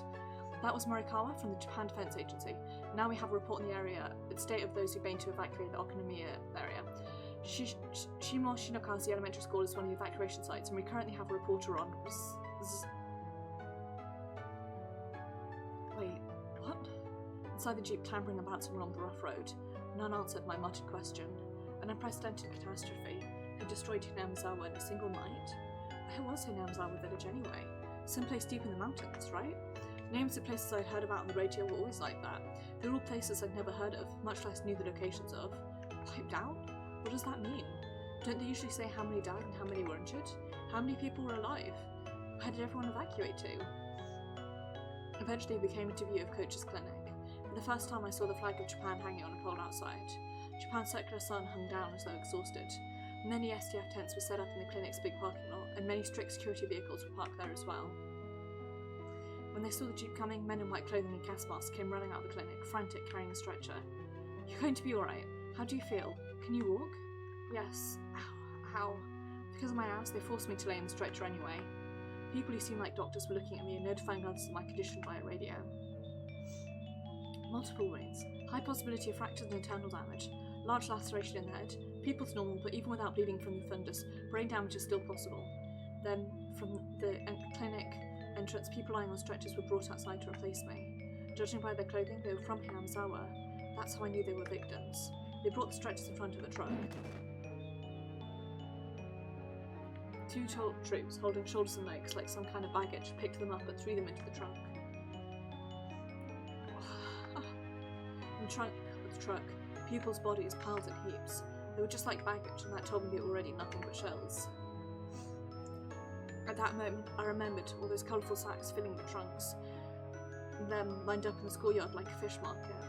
Hundreds of empty shells. Corpses.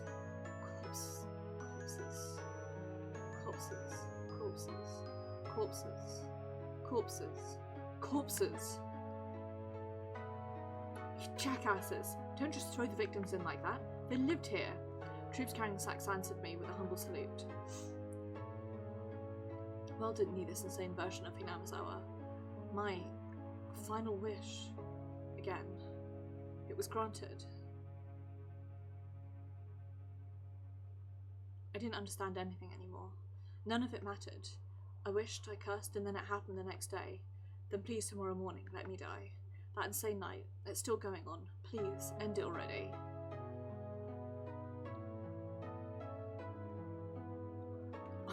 Hey, he's lost consciousness. Shout his name, quickly. Nebara, can you hear me? If you can hear me, just blink. Nebara, Nebara, Nebara. Suddenly, the world didn't matter to me anymore. I wasn't interested in their cries. Breathing stopped. Get his respiratory tract open. Use CPR. Make him live. Damn it. No more dead people. Nobody deserves to die. Don't kill him. Don't kill him.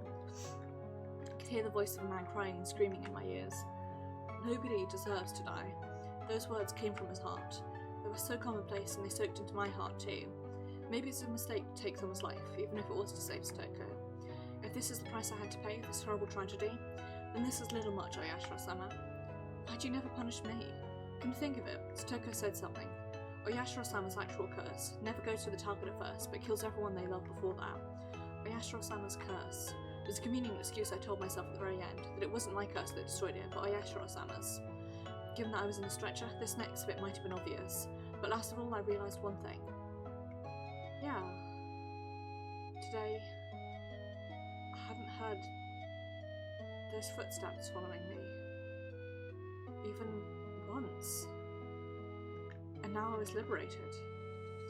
It's the cries of the Higurashi I couldn't have been hearing filled my mind. Their tearful ensemble was the only funeral march I had. June 22nd, 1983, early morning. A widespread disaster occurred in Hinamizawa village, Shishibone Prefecture. Volcanic gas, carbon dioxide and hydrogen sulfide erupted from Onigafuchi Swamp, one of the Hinamizawa area's water sources, and spread throughout the entire village. There were 12,000 units, 1,200 victims, 20 have gone missing. The catastrophe was unprecedented, forcing local governments to evacuate approximately 600,000 people. According to later investigations, magma pools and hot springs were uncovered directly under Onigafuchi Swamp, and the gas that gushed from it was determined to be the cause of the disaster. In addition, directly after the incident broke out, many came forth claiming this disaster was a curse based on Hinamizawa village legends, first sparking a wave of chaos. Apparently local legends of the curse spreading on miasma, destroying the village, and some scholars believe a similar gas disaster may have appeared in the past and remained part of those legends. More extreme periodicals suggested this was an extension of the string of freak death incidents that have been happening in recent years in Hinamizawa village, stirring interest in theories about this curse of Oyashiro-sama. In addition, relatives of those in Hinamizawa village who'd escaped the disaster complained of sickness afterwards and were hospitalised. Some of them even died of unknown causes, further encouraging such extreme opinions. On top of that, several relatives professing to be possessed by Oyashiro-sama's curse committed suicide in strange ways, and the impact the disaster has had on the entire nation can no longer be ignored. Wild visions of terrible toxic gas sneaking around in the middle of the night, killing people, spilled across the country. Of causing a steady stream of people complaining of insomnia, difficulty breathing, headache, dizziness, etc. Some who identified themselves as being obsessed with it began doing odd things. Most of these were mistakenly attributed by the tabloid press, but afterwards some even began to call the mental issues arising for the Hinamizawa tragedy the Hinamizawa syndrome. Wink! Giant wink. Hinamizawa village region, object of all kinds of rumours and speculation, is currently closed off, and even flying overhead is prohibited. Prohibition was at one point undone as a result of decreasing the gas's density, but that autumn another gas burst was confirmed, leading to the area being cordoned off again. Word is that the area is sound asleep, or traces of its former life intact and left to rot. Only one survivor remains, Keiichi Maebara, aged 17, who lived at Hinamizawa village. Time of rescue had some trouble breathing due to fluid build-up in his lungs, but as a result of life-saving procedures he was kept alive. He's currently in a general hospital somewhere in the prefecture. Press have been asking for him for some time, but all interviews are being refused. What did he see in Hinamizawa? What happened between June 21st and June 22nd in Hinamizawa village? Today he remains silent, unwilling to speak of it.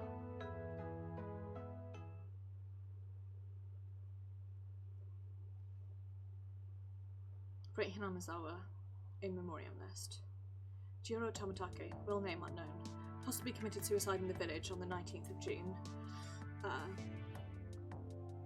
Miyotakano, strangled to death in the mountains on Gifu. Body was found burnt to a crisp. Investigation continues. Gradoishi went missing during investigation. Katsuya Kumatani went missing. Irie committed suicide. Rika possibly murdered. Hinamizawa village gas disaster memoriam list. Reina Ryugyu. Mion Sanozaki. Oryo Sanozaki. Stoko Hojo went missing. Teppei Hojo went missing. Ichiro Maebara died. Aiko Maebara died. Daiki Tomita died. Suguru Okamura died. Rumiko Chie died in an accident while fleeing. Ichiro Kimiyoshi died. Kameda died while fleeing. Tatsuyoshi died. Shion committed suicide. Investigation proceeded. Keiichi Maebara attempted suicide. Diagnosed with severe mental disorder due to disaster, undergoing long-term treatment. Refused all interest accused from giving his days in peace.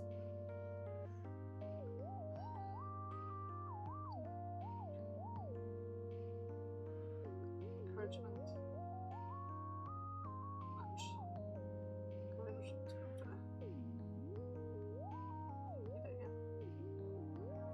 I have to watch these credits again in slow motion.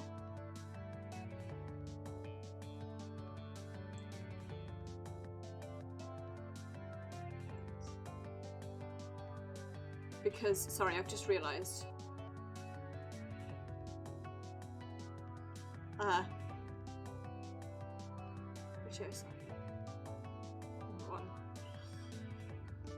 Sorry, I just realised that the English is like garbled English underneath it.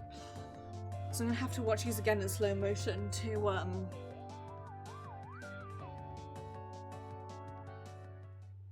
see what they are. June something, 2003. An elderly couple living in Osaka Prefecture discovered a cassette tape while organising the possessions of their son, who passed away 8 years ago. The son went missing when his fishing boat capsized in 1995. He was 47 at the time of his death. 8 years later, in 2003, they'd begun to organise his son's remains in order to organise their minds, and came across the cassette tape in question. From 1975 to 1989, the deceased had experienced working as a journalist for a photography periodical, and this tape is thought to have been created during that time. Labelled on the tape read 28/11/1983, Keiichi Maebara. It is thought the tape was recorded during an interview with Keiichi Maebara, the only survivor of the Great Hinamizawa disaster that occurred in June of 1983. As the only person who lived through the disaster on the night of June 21st, shrouded in mystery, many interested parties attempted to question him, but he never once spoke physically to anyone in a public place. Therefore, the tape caused quite stir, possibly being of extremely high value. Click. It's really hard to talk about stuff, and I know I'm being recorded. Please, don't worry about it. Here, it won't be a problem if I do this, right? After this, the sound quality dramatically decreases. Did you cover the recording device with something? Then let's get started. Here's my first question. Keiichi, where were you the night of the great disaster? I'd gone behind the shrine, then took a path through the woods for a while. There's a rope bridge there. A little while before you get into the mountains.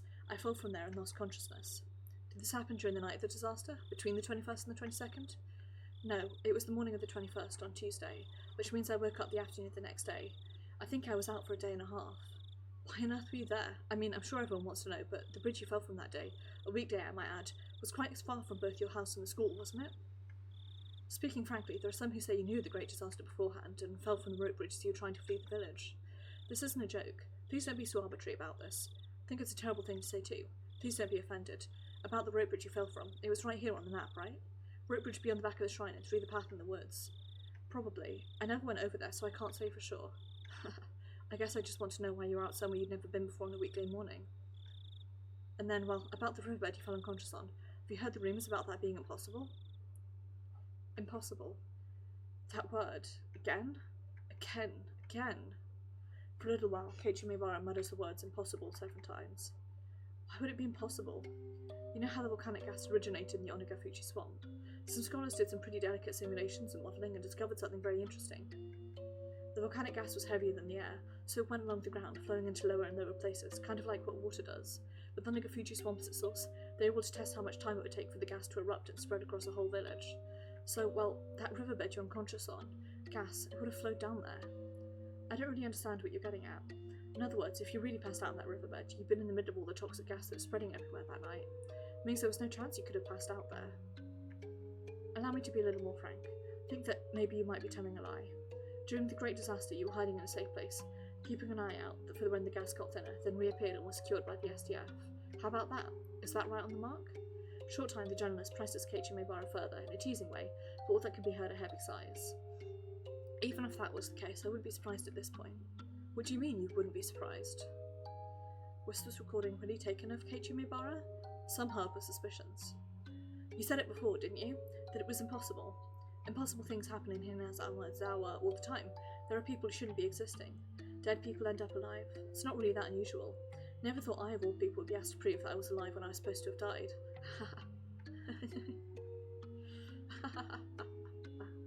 Journalist and Keiichi Maebara both laughed for a while. To verify its authenticity, I had the others in the Maebara family check the tapes of the voice net. The sound was not clear and much time had passed, so the relatives I checked with couldn't remember what he sounded like. I was unable to gain positive proof it was actually his voice. Alright then, I'll change the subject. What do you think of the debate about whether this disaster was the curse, the fifth year of the serial freak death incidents in Hinazawa? I don't think it was. I was the curse that year after all. What do you mean? I was just answering the question. Doubts also remain regarding the tape 11/28, date 11/28 written on the tape. Curse, well, probably won't believe me when I tell you this. I was the one who caused it. I was the one who wished for the whole village to die and it happened. What an exciting story. Exciting? I suppose you could call it that. After Keiichi Maebara's failed suicide attempt on a certain August day 2 months after the disaster, he was diagnosed with a mental disorder and transported to a treatment facility. I was the one who killed Mr. Kano and Coach Noishi too. At the time I had some kind of divine power. Yes, I suppose it was like footsteps. Footsteps? Wait, what's that supposed to mean? Have you never heard footsteps before? Tip-tap, click-click, coo. It says you never allowed any news coverage, so it's extremely unlikely that a tape from media dated after August 1983 would have its voice on it. Today, when you're walking around, try stopping suddenly. Something interesting will happen. Anyway, if you hear an extra footstep, even though you'd already stopped walking, better be careful, you know. Yes, I'll be careful. Is what I'm saying really that funny to you? The reporter had been criticised for his forceful methods of collecting data while he was active. There's a possibility he broke into the facility and forced Keiichi Maebara to talk. Been doing nothing but laugh in my face this whole time. Just like Coach. Pretend to sympathise with me, to listen to what I have to say, but your eyes are telling me you think I'm lunatic. That's not true. No, I can tell. Your eyes are the same as Coach's. Truly Keiichi Maebara's voice? The authenticity of this recording is still wrapped in mystery. I never heard the footsteps again after that day, so I don't think I had that terrible power anymore. Perhaps right here, right now, I'll wish for you to die. I'll wish for your death for saying all these unpleasant things. This time, why don't I decide how you die? Mr. Kano was burned to death, so let's go with the opposite, with water. I hope you drown and die. How's that?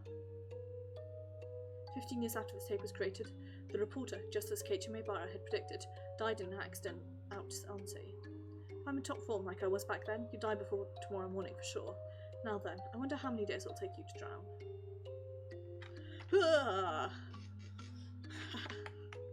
Better be careful, you know. Don't go getting yourself killed by some stupid curse I put on you, okay?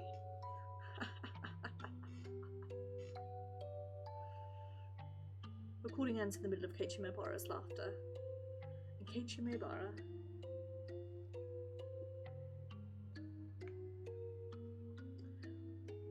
late on the night of 11/30/1983. Do your dates properly. We're English. I'm English. 2 days he died suddenly of an unknown fever. Records remain the strange words he kept giving after pressing the call button on the day before he died. An extra set of footsteps.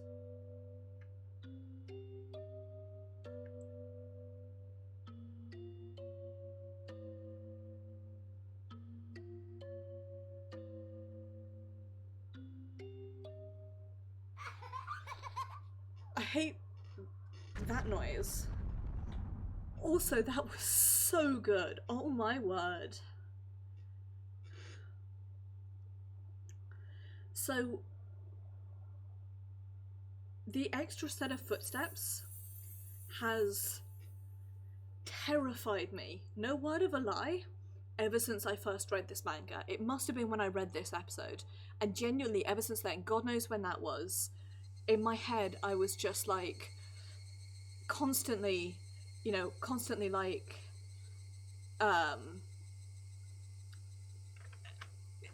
ever since then I've been like freaked out about the footsteps. So right, so we've got the after party and we've got the tips. I'm going to do the after party and then we'll go in and I'm wondering if maybe there's a tip that I missed. I'll try these. Hojo family. The After Summer's curse claims 2 victims. It means that with 4 years in a row there have been 8 now, but it's worth to note half of them are members of this family. Curse in the second year, a certain falling accident involved the death of Hojo, down proponent, and disappearance of his wife. Announced the following year. Curse in the 4th year involves the death of the aunt and the disappearance of the brother. Hard to say so Jojo went very well.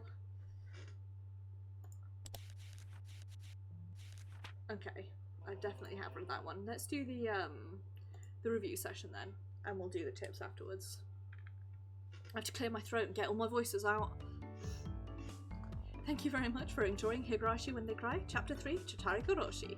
How'd you like it? Had a different sort of atmosphere than the previous chapters. I'd be happy if you enjoyed it.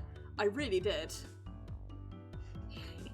A bad end again, the type which we're so fond of, huh? Personally, I wanted to get a scene of the gas coming in, the villagers spasming and foaming at the mouth one by one before dying. Do you all think so too? Of course I don't think so. Ken, happened again. A huge bad end.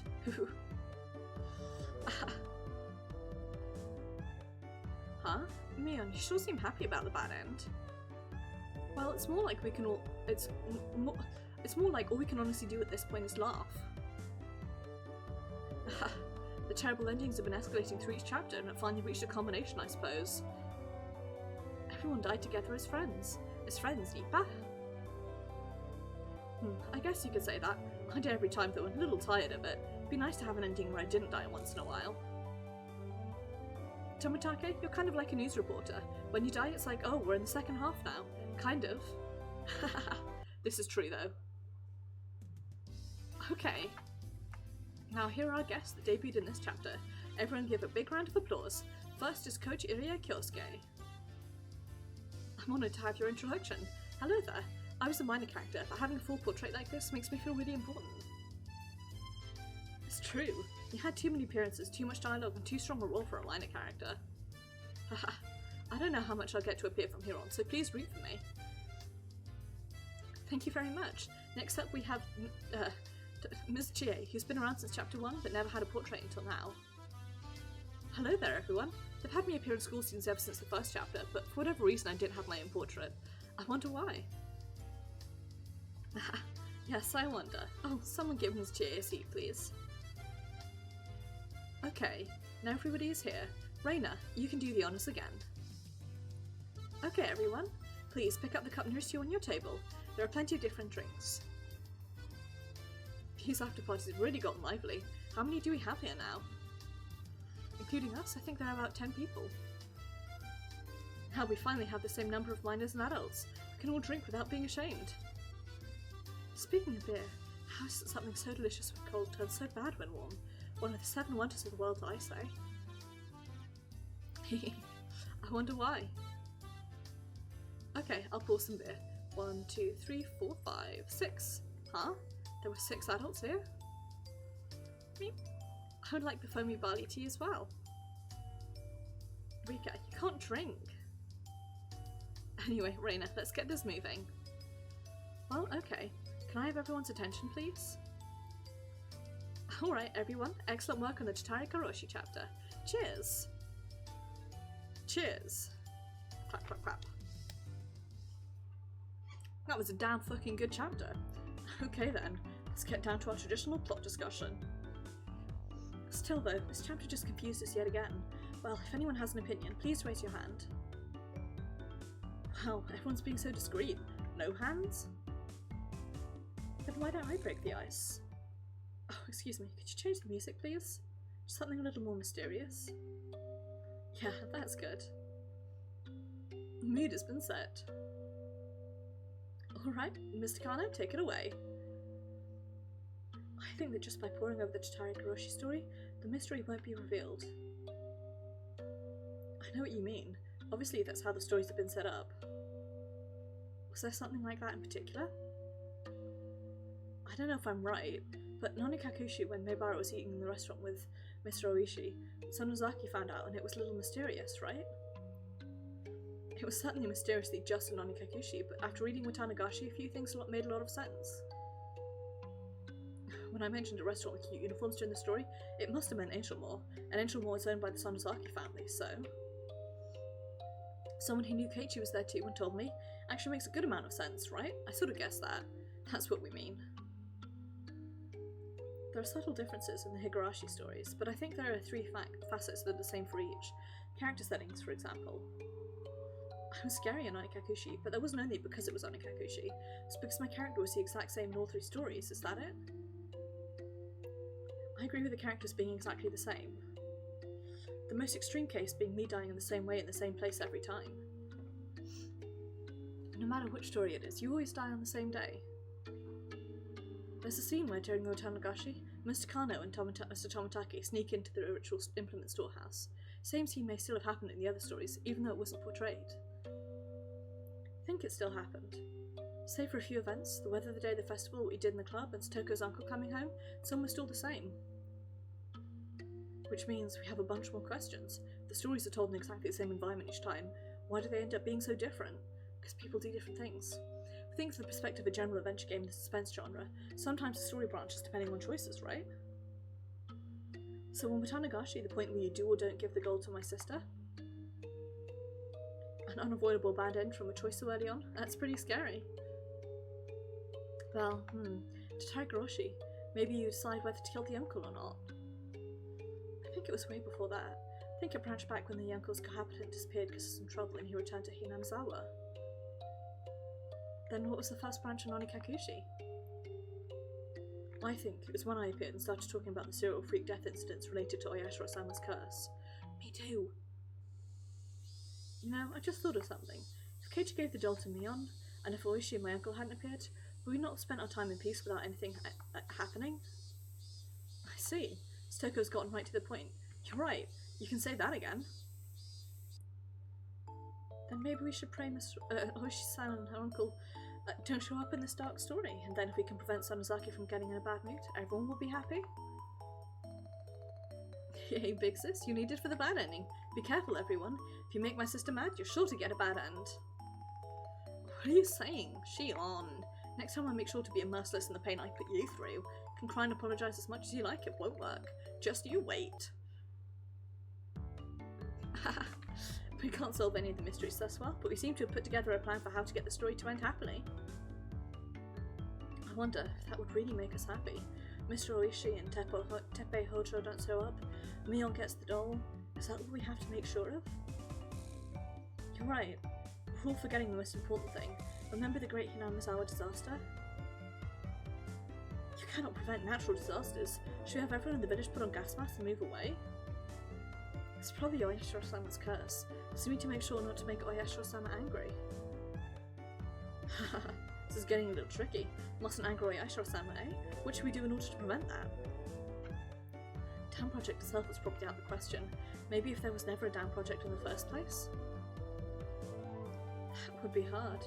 If it didn't happen, we'd need a ritual to clear Oyashiro-sama's anger. Seeking a sacrifice in the Onagafuchi swamp. A ritual sacrifice. A sacrifice? Who do we sacrifice? Come on, use your head. Someone who's destined to drop out from the story no matter what happens. If he's gonna die anyway, may as well have it help out Hinamizawa. When you say someone who drops out no matter what, you're talking about me, aren't you? I knew all along. I knew you had some very important role in the story, Chiro. We'll get you to play your part. And with that, we have a blueprint for getting a nice, happy, good ending, don't we? Let's give it a try since we have the time. Everyone involved, come over here. First, we stop Uncle Hojo, whose love ran out on him, from returning to Hinamizawa. Hi, my name's Uncle Hojo. He has no portrait, so I'm standing in. I'm so lonely and blue because my lover ran away. Time to go back to Hinamizawa, lock up Stoko, and race her into a maidservant. When I take my motorbike back, I just put in the key and click. Click? Ooh. Judgment. To ashes and dust, let you return. Stoko, don't you think there's a little too much gunpowder? I hope Coach is alright. Next we stop Oishi from showing up. Me this time? My name is Kurado Oishi. Hot, good-looking middle-aged man who looks like a blues singer. Come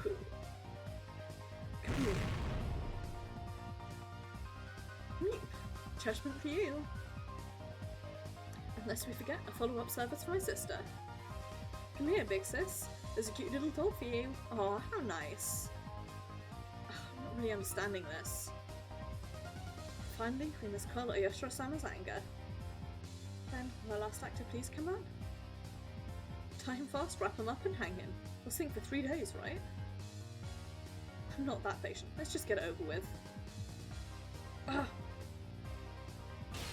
And with that, the case has been closed. The end.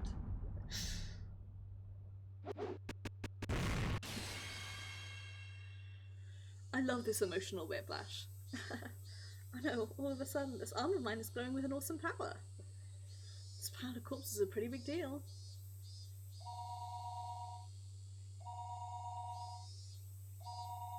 Huh?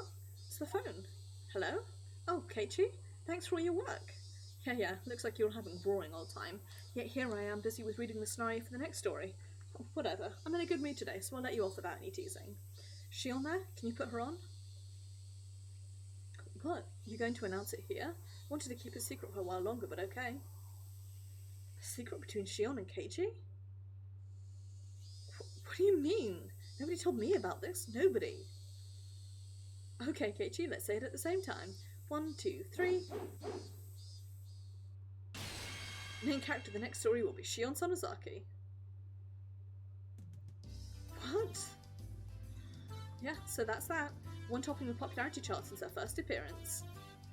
The late appearing younger sister of twins being popular has been the pattern ever since the days of TH. No idea what that means and it doesn't matter. Anyway, I've been fired from my main character post for once. The rumours are right, I might even get a portrait finally. Yahoo! Well, portraits of Keiichi would be a big waste of disk space. Could all fit in one desk, so there's a pretty high chance he'd be the first one dropped. Are you okay with this, Shion? The main character always meets some terrible fate in the end. Well, until now. But that doesn't necessarily mean it will happen next time. With Tatarigoroshi, we're already at the 3rd game in the Higurashi When They Cry series.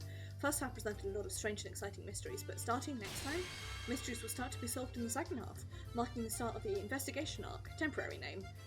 Now it's called the answer arc. It means it'll be a thrilling story where I become detective and solve all these crazy, unfair mysteries. You'd all better think up good signature phrases. Like, you, sir, are the criminal. It won't happen, never. You'll get too close to the 3 family secrets, be imprisoned and then get tormented.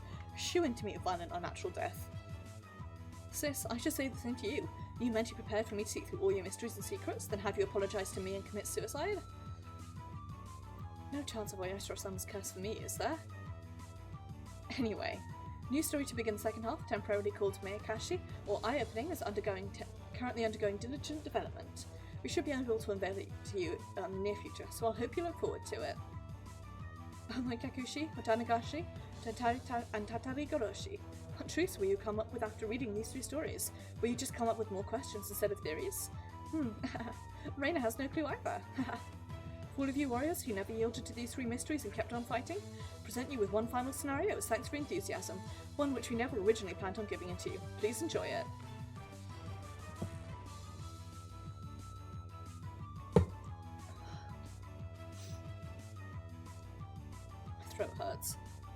definitely need to get another drink after this.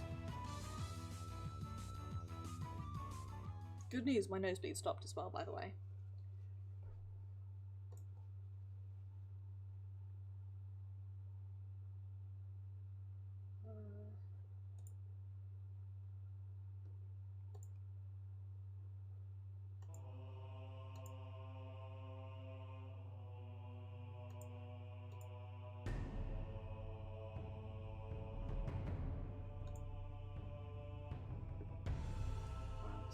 Manager, autopsy, such notes, which is post memo, case 31, statistics, emergency,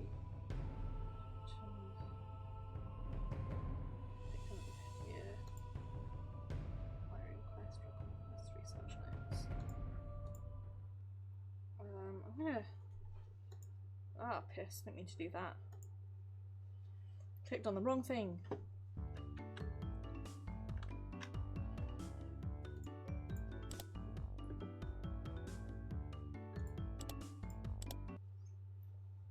What's the like bonus? Is it epilogue 2?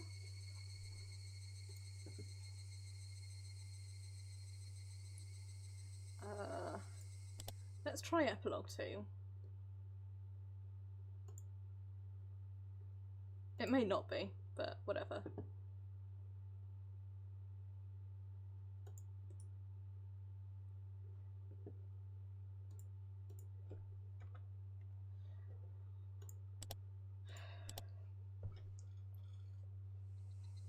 What is the bonus tip? Sorry, bear with me. I thought I'd read them all. Clearly I haven't, but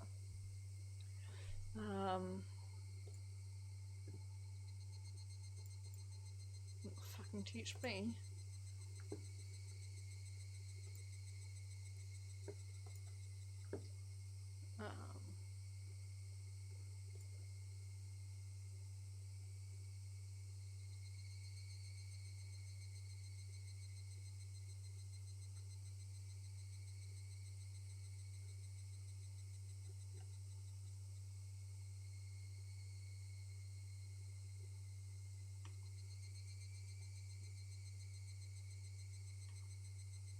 Okay. Whatever, we're just gonna go through the tips and see which ones we have and haven't read.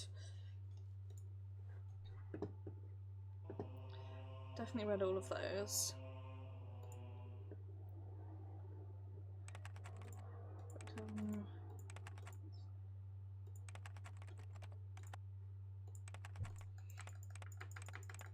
Okay, we have read this one.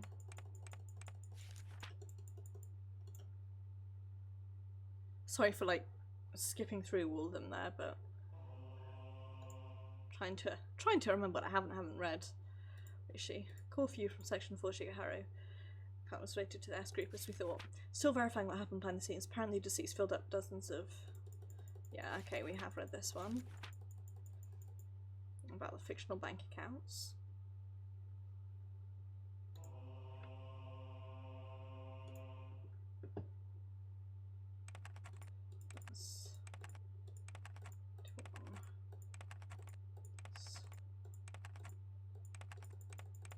Okay. I've read about this. I've read that one.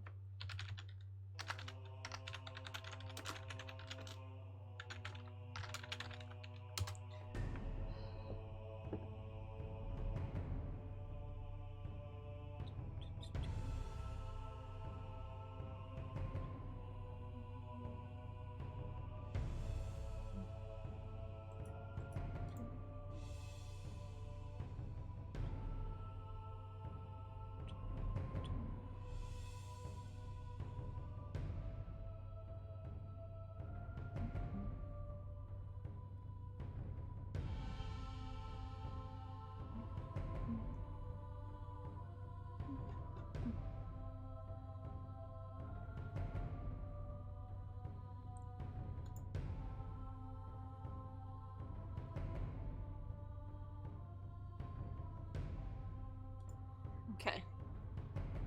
This article, I'm pretty certain I read this one.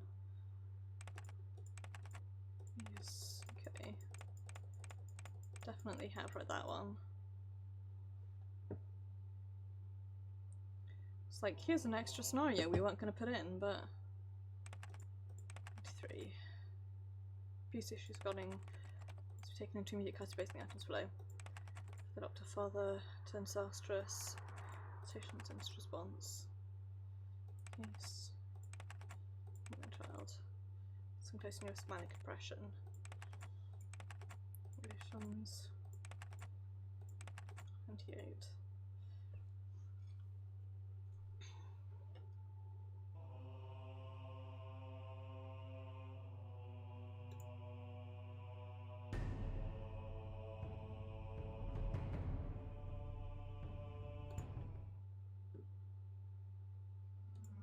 Smelt. Don't fake paths. There's something too. Said. I know what that man said before.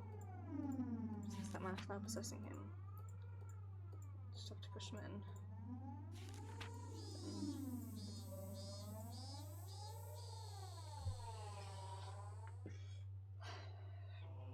It's not that I'm like skipping through all of these now at this point, but yeah. 20th. We had John clear. License plate for Shibane H344. Alright, please give us a moment. Thank you. Model. Found license plate. Am I getting a bad signal? Thing A. I wish you wanted a license plate check. Whose car was it? Village, completely average car. Who was it? From situation, I mean, good, right? It's completely blank. No indication that's related to the S group either. No demerits. Maybe you passed him on the road and he got mad. That's when he disappeared. My word.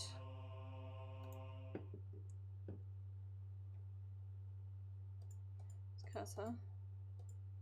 Yeah, I went through it. Rest the old man forensics. Hard work. She come here when the others arrived. Yes, been outsmarted. It's the impression, Hojo. Tomatake. I read this one too. Maybe. Plots with Tepe. The vessel in the evening with a wire left on his motorbike. Has he not come back yet? Is he still out drinking somewhere? Welcome to Kasugi. He's lying in the car one. I am extremely confused.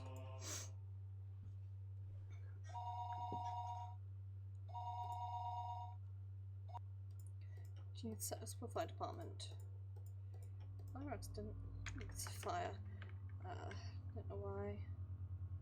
It's from bonfire. Fire station? Broke moments ago. Well, no chance it will spread. Oh, I think it might be a person. That's not mistaking it. This is a person.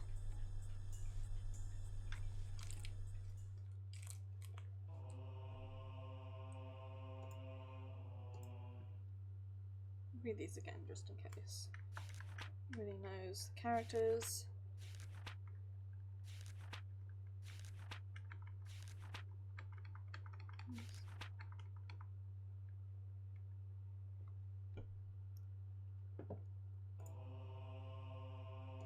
Okay. Try Sugi.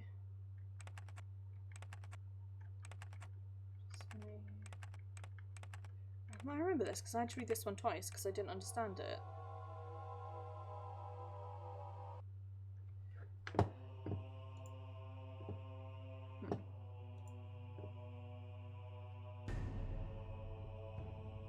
Okay, well, whatever. I will. Oh no, but I don't want to do this on my own time in case.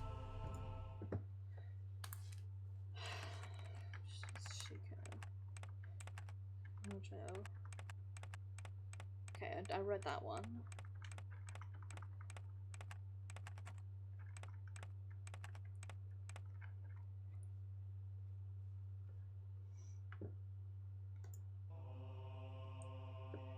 Definitely remember those. The only one it could otherwise be would be this one, which I remember reading.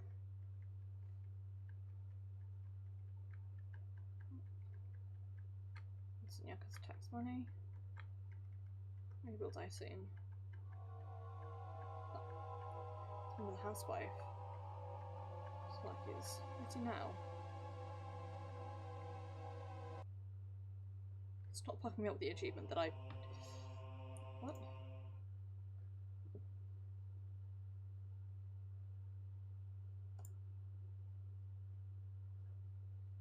I read all of the epilogues. Ooh, I'm confused, B.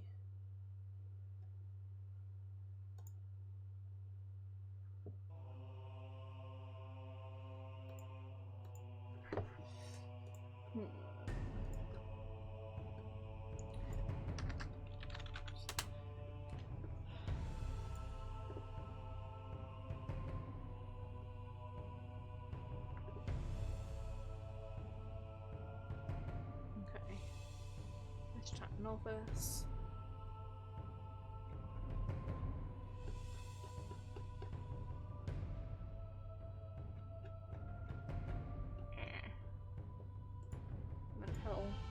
Thing is, I don't want to like read it off camera in case, well, whatever. You know what? Fuck it, I'll find it off camera. This has got to be boring. Swap over to the end. Seriously, that was getting distracted by trying to find this last extra so I can get my last achievement is distracting me. But that was a really, really good episode. Damn, that was some stuff. Wow, that was extremely good. I'm a bit wordless at that. That was really fun. Fun is the wrong word. I really enjoyed that one. So that's that, I suppose. Yeah. I will be streaming Dishonored 2 this Saturday, where we are going to go look into the mystery of Brianna Ashworth. Then Sunday will be Destiny 2, where we're going to be wrapping off the last ties of the various quests that we have to do before we can move on to Shadowkeep. Next Tuesday, ow, I just hit myself in a painful toe. Next Tuesday, sorry, will be Final Fantasy 14, where we shall be, what are we doing? Building a dirt robot, that's what we're doing. And then finally next Thursday, we'll be starting, will we be starting Higurashi? I may take a break. So I need to look something up on Steam quickly.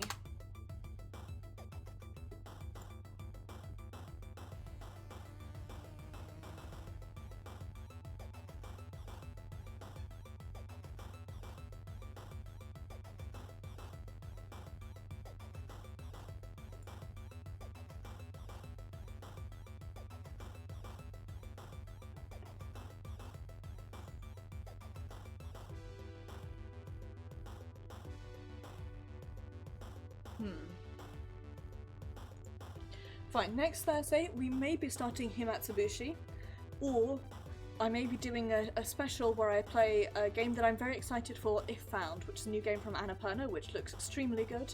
I may also do a special that on Wednesday. I should really have done a special yesterday, but I was playing Destiny all evening and then I played a bit of Syndicate, so can't be trusted. Actually, what I was really doing was getting my last Tombstone piece of Final Fantasy. Anyway, enough of my rambling. This was a good one. I really enjoyed this, and definitely another. These ones only start getting better. That had. I thought Tatarigoroshi was good. This one blew it out of the park. So anyway, take care everybody, have a wonderful evening, do look after yourselves. If you have an animal, please don't give it a cuddle from me, it is very important. I shall see you on Saturday, where hopefully I'll be able to talk again.